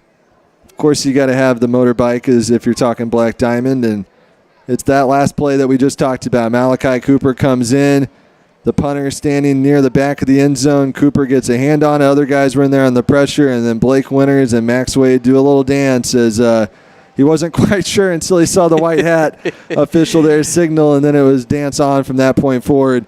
Thanks to Black Diamond for all their continued support here on our Marion Wildcat Game Day live streams. Of course, the Black Diamond family of businesses includes the Black Diamond Harley-Davidson, Mountain Dew Park, Thrillville Thrillbillies, SI Elite, Cocapelli, Oasis Outdoors, Oasis Lawn and Garden, Oasis Home, Oasis Sports Complex, and they're still working to get them all renovated. It will have a bowling alley, mini golf, ATVs, motorcycles, go-karts, and much more. We'll also see the Mammoth pickleball and golf facility, the field house. Once that opens, there's going to be a dome out there. So lots of excitement out there near the mall. Thanks to Black Diamond for all their work leading that project. Now, as we await some interviews from down on the field, let's go ahead and talk about the schedule ahead. As we've mentioned, we'll be back home next week as the Mount Vernon Rams will come to town. It'll be a 7 p.m. kickoff. We'll be live with our Binkley-Ross Funeral Home pregame show coming to you about 6:15. Then we'll head up to the Metro East for the only time this year, and that feels good to say as we were up there quite a bit last year, Althoff, as we will broadcast live from the home of our old South 7 friends. The Crusaders were locked in a good one with Highland tonight, and the 1A reigning state champions await there in week 4. Then it will be at home against Cahokia. It's good to always get Cahokia at home as they're always going to be tough, and Marion owes them one definitely from a year ago. And then Centralia on the road for the last time as members of the South 7. Then Collinsville will be here for homecoming October 10th. Then over to Carbondale for a Route 13 trip for an old rivalry South 7 game on the 17th. And then Mattoon will come here, the Green Wave, for the senior night season finale. Hard to believe, Gage, we're already 2 weeks through. I know. It just felt like we just felt football was getting started, and we're quickly 2 games in, looking forward to the next home game before they hit the road. Down on the field, our Bill Swinford caught Marion coach Jason Dunning after this big home win over Granite City. Let's hear what the coach has to say as Marion improved to 1-1. That's when you're ready, guys. All right, go ahead. Coach, congratulations. I know coming in tonight, we knew Granite City had been struggling the last couple of years. You knew that you had an opportunity to play a lot of guys tonight. Did it play out pretty much how you expected? I will say yes. I was hopeful more than anything to get a lot of guys out there to get them reps on the field, and especially after last week, the best thing to kind of get past the loss is to have a big win, and we put up a lot of stats, and I'm just happy the guys played. We got out injury-free, put some numbers on the board, and send a shout-out to all of Southern Illinois that we're back on track. Yeah, so what did you see tonight that you were happy to see happen as far as action on the field? Just that the guys continue to play to the standard. We've been talking to them and preaching to them all week about playing to the standard, not necessarily the opponent, and the guys came out and executed at a very, very high level. Yeah, that's a key thing, because when you're playing a team that you think you probably got them outmatched on the field, you still got to come and you still got to play, you still got to come in motivated, right? 100%, and then we continue to use next man up mentality that the guys that are in on that play are starters at the time, and they played really fast. And yeah, I'm excited. This is one film I'll look forward to getting up in the morning and watching and evaluating and just seeing the kids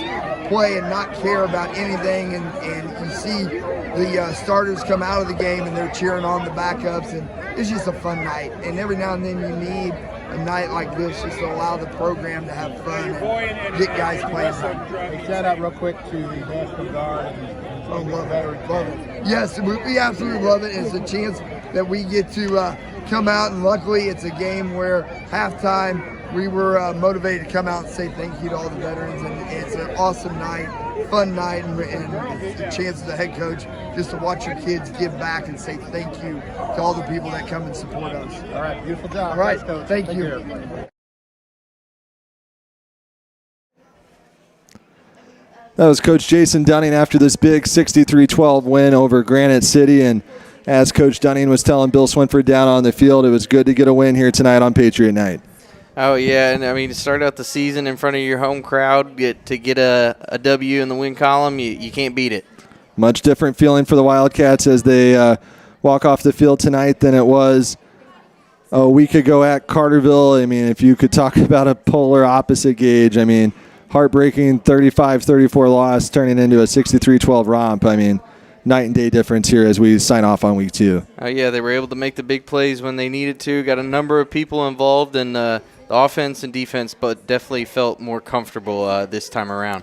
We've got one more interview before we wrap it up as our Deaconess Illinois Medical Center postgame show continues. Here's Bill Swinford with our star of the game, Blake Winters. So here with Blake Winters. Blake, we were just talking. You said you had a good time tonight. Yes, sir. Yes, I did. What's fun about a game like this? You know, we wanted to bounce back after Carterville. We were a little upset. So, you know, we just poor Granite City that they're our next opponent, you know.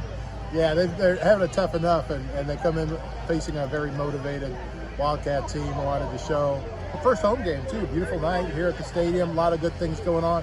Got your veterans jersey on tonight. What's that mean to you? You know, it's super important. We veterans, pink out, we take that very serious. Those are very big games for us. Yeah, what was your favorite thing that happened on the field for you tonight? That interception. Yeah. Or that punt. I didn't know if I was supposed to catch it or not. I was kind of confused and just fell in my arms. Well, you did the right thing. Yeah. Congratulations on that. And as far as next week goes, you're looking ahead to Mount Vernon, aren't you? Yes, sir. We're going to watch film tomorrow at 10 a.m. and just get ready to roll for some Rams. All right, let's keep it going. Yes, sir. Good job, Blake. Thank you. Thank you.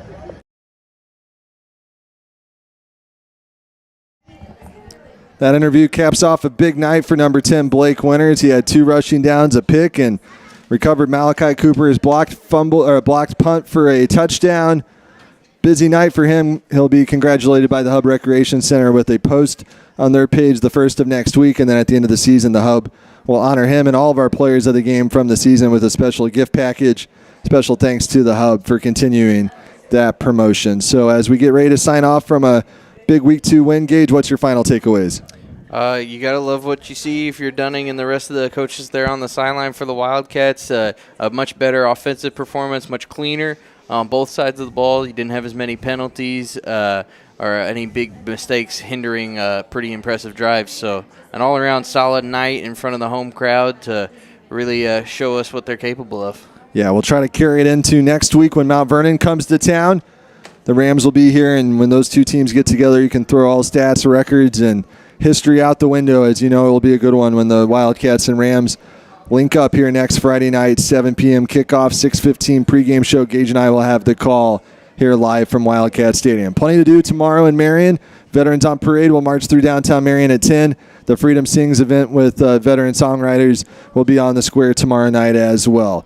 Pick up our Marion Star newspaper and our other Swinford publications newspapers for continued print coverage all season long. Thanks to William Bateman for his work reporting on the team in print as the season continues. For Ross Swinford on the controls, Gage Johnson on the call, Bill Swinford down on the field, I'm Riley Swinford. This has been the Marion Stars Wildcat Game Day, powered by Johnny Logan College, Watermark Auto Group, and the Swinford Media Group.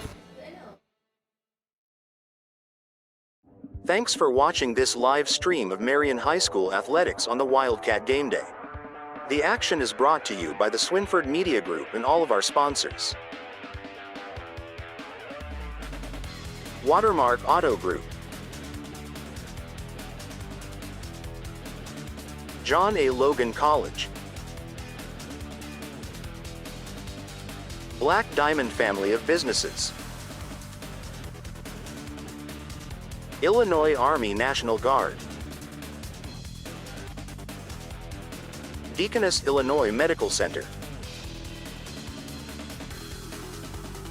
Binkley-Ross Funeral Home, Legence Bank,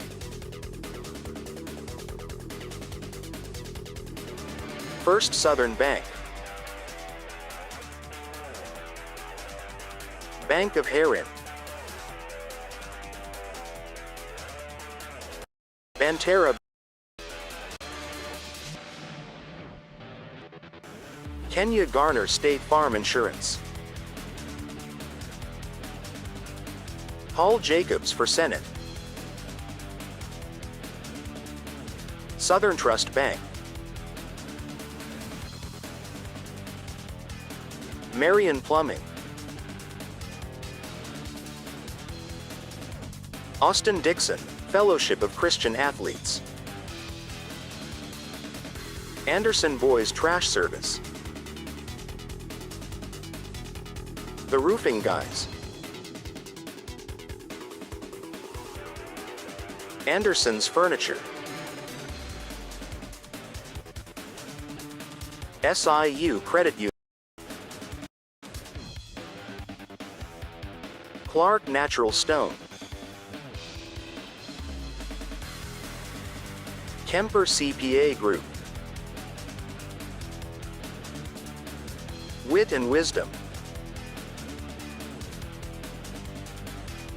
The Hub Recreation Center, The Print Shop, Blush and Ivory Bridal Boutique,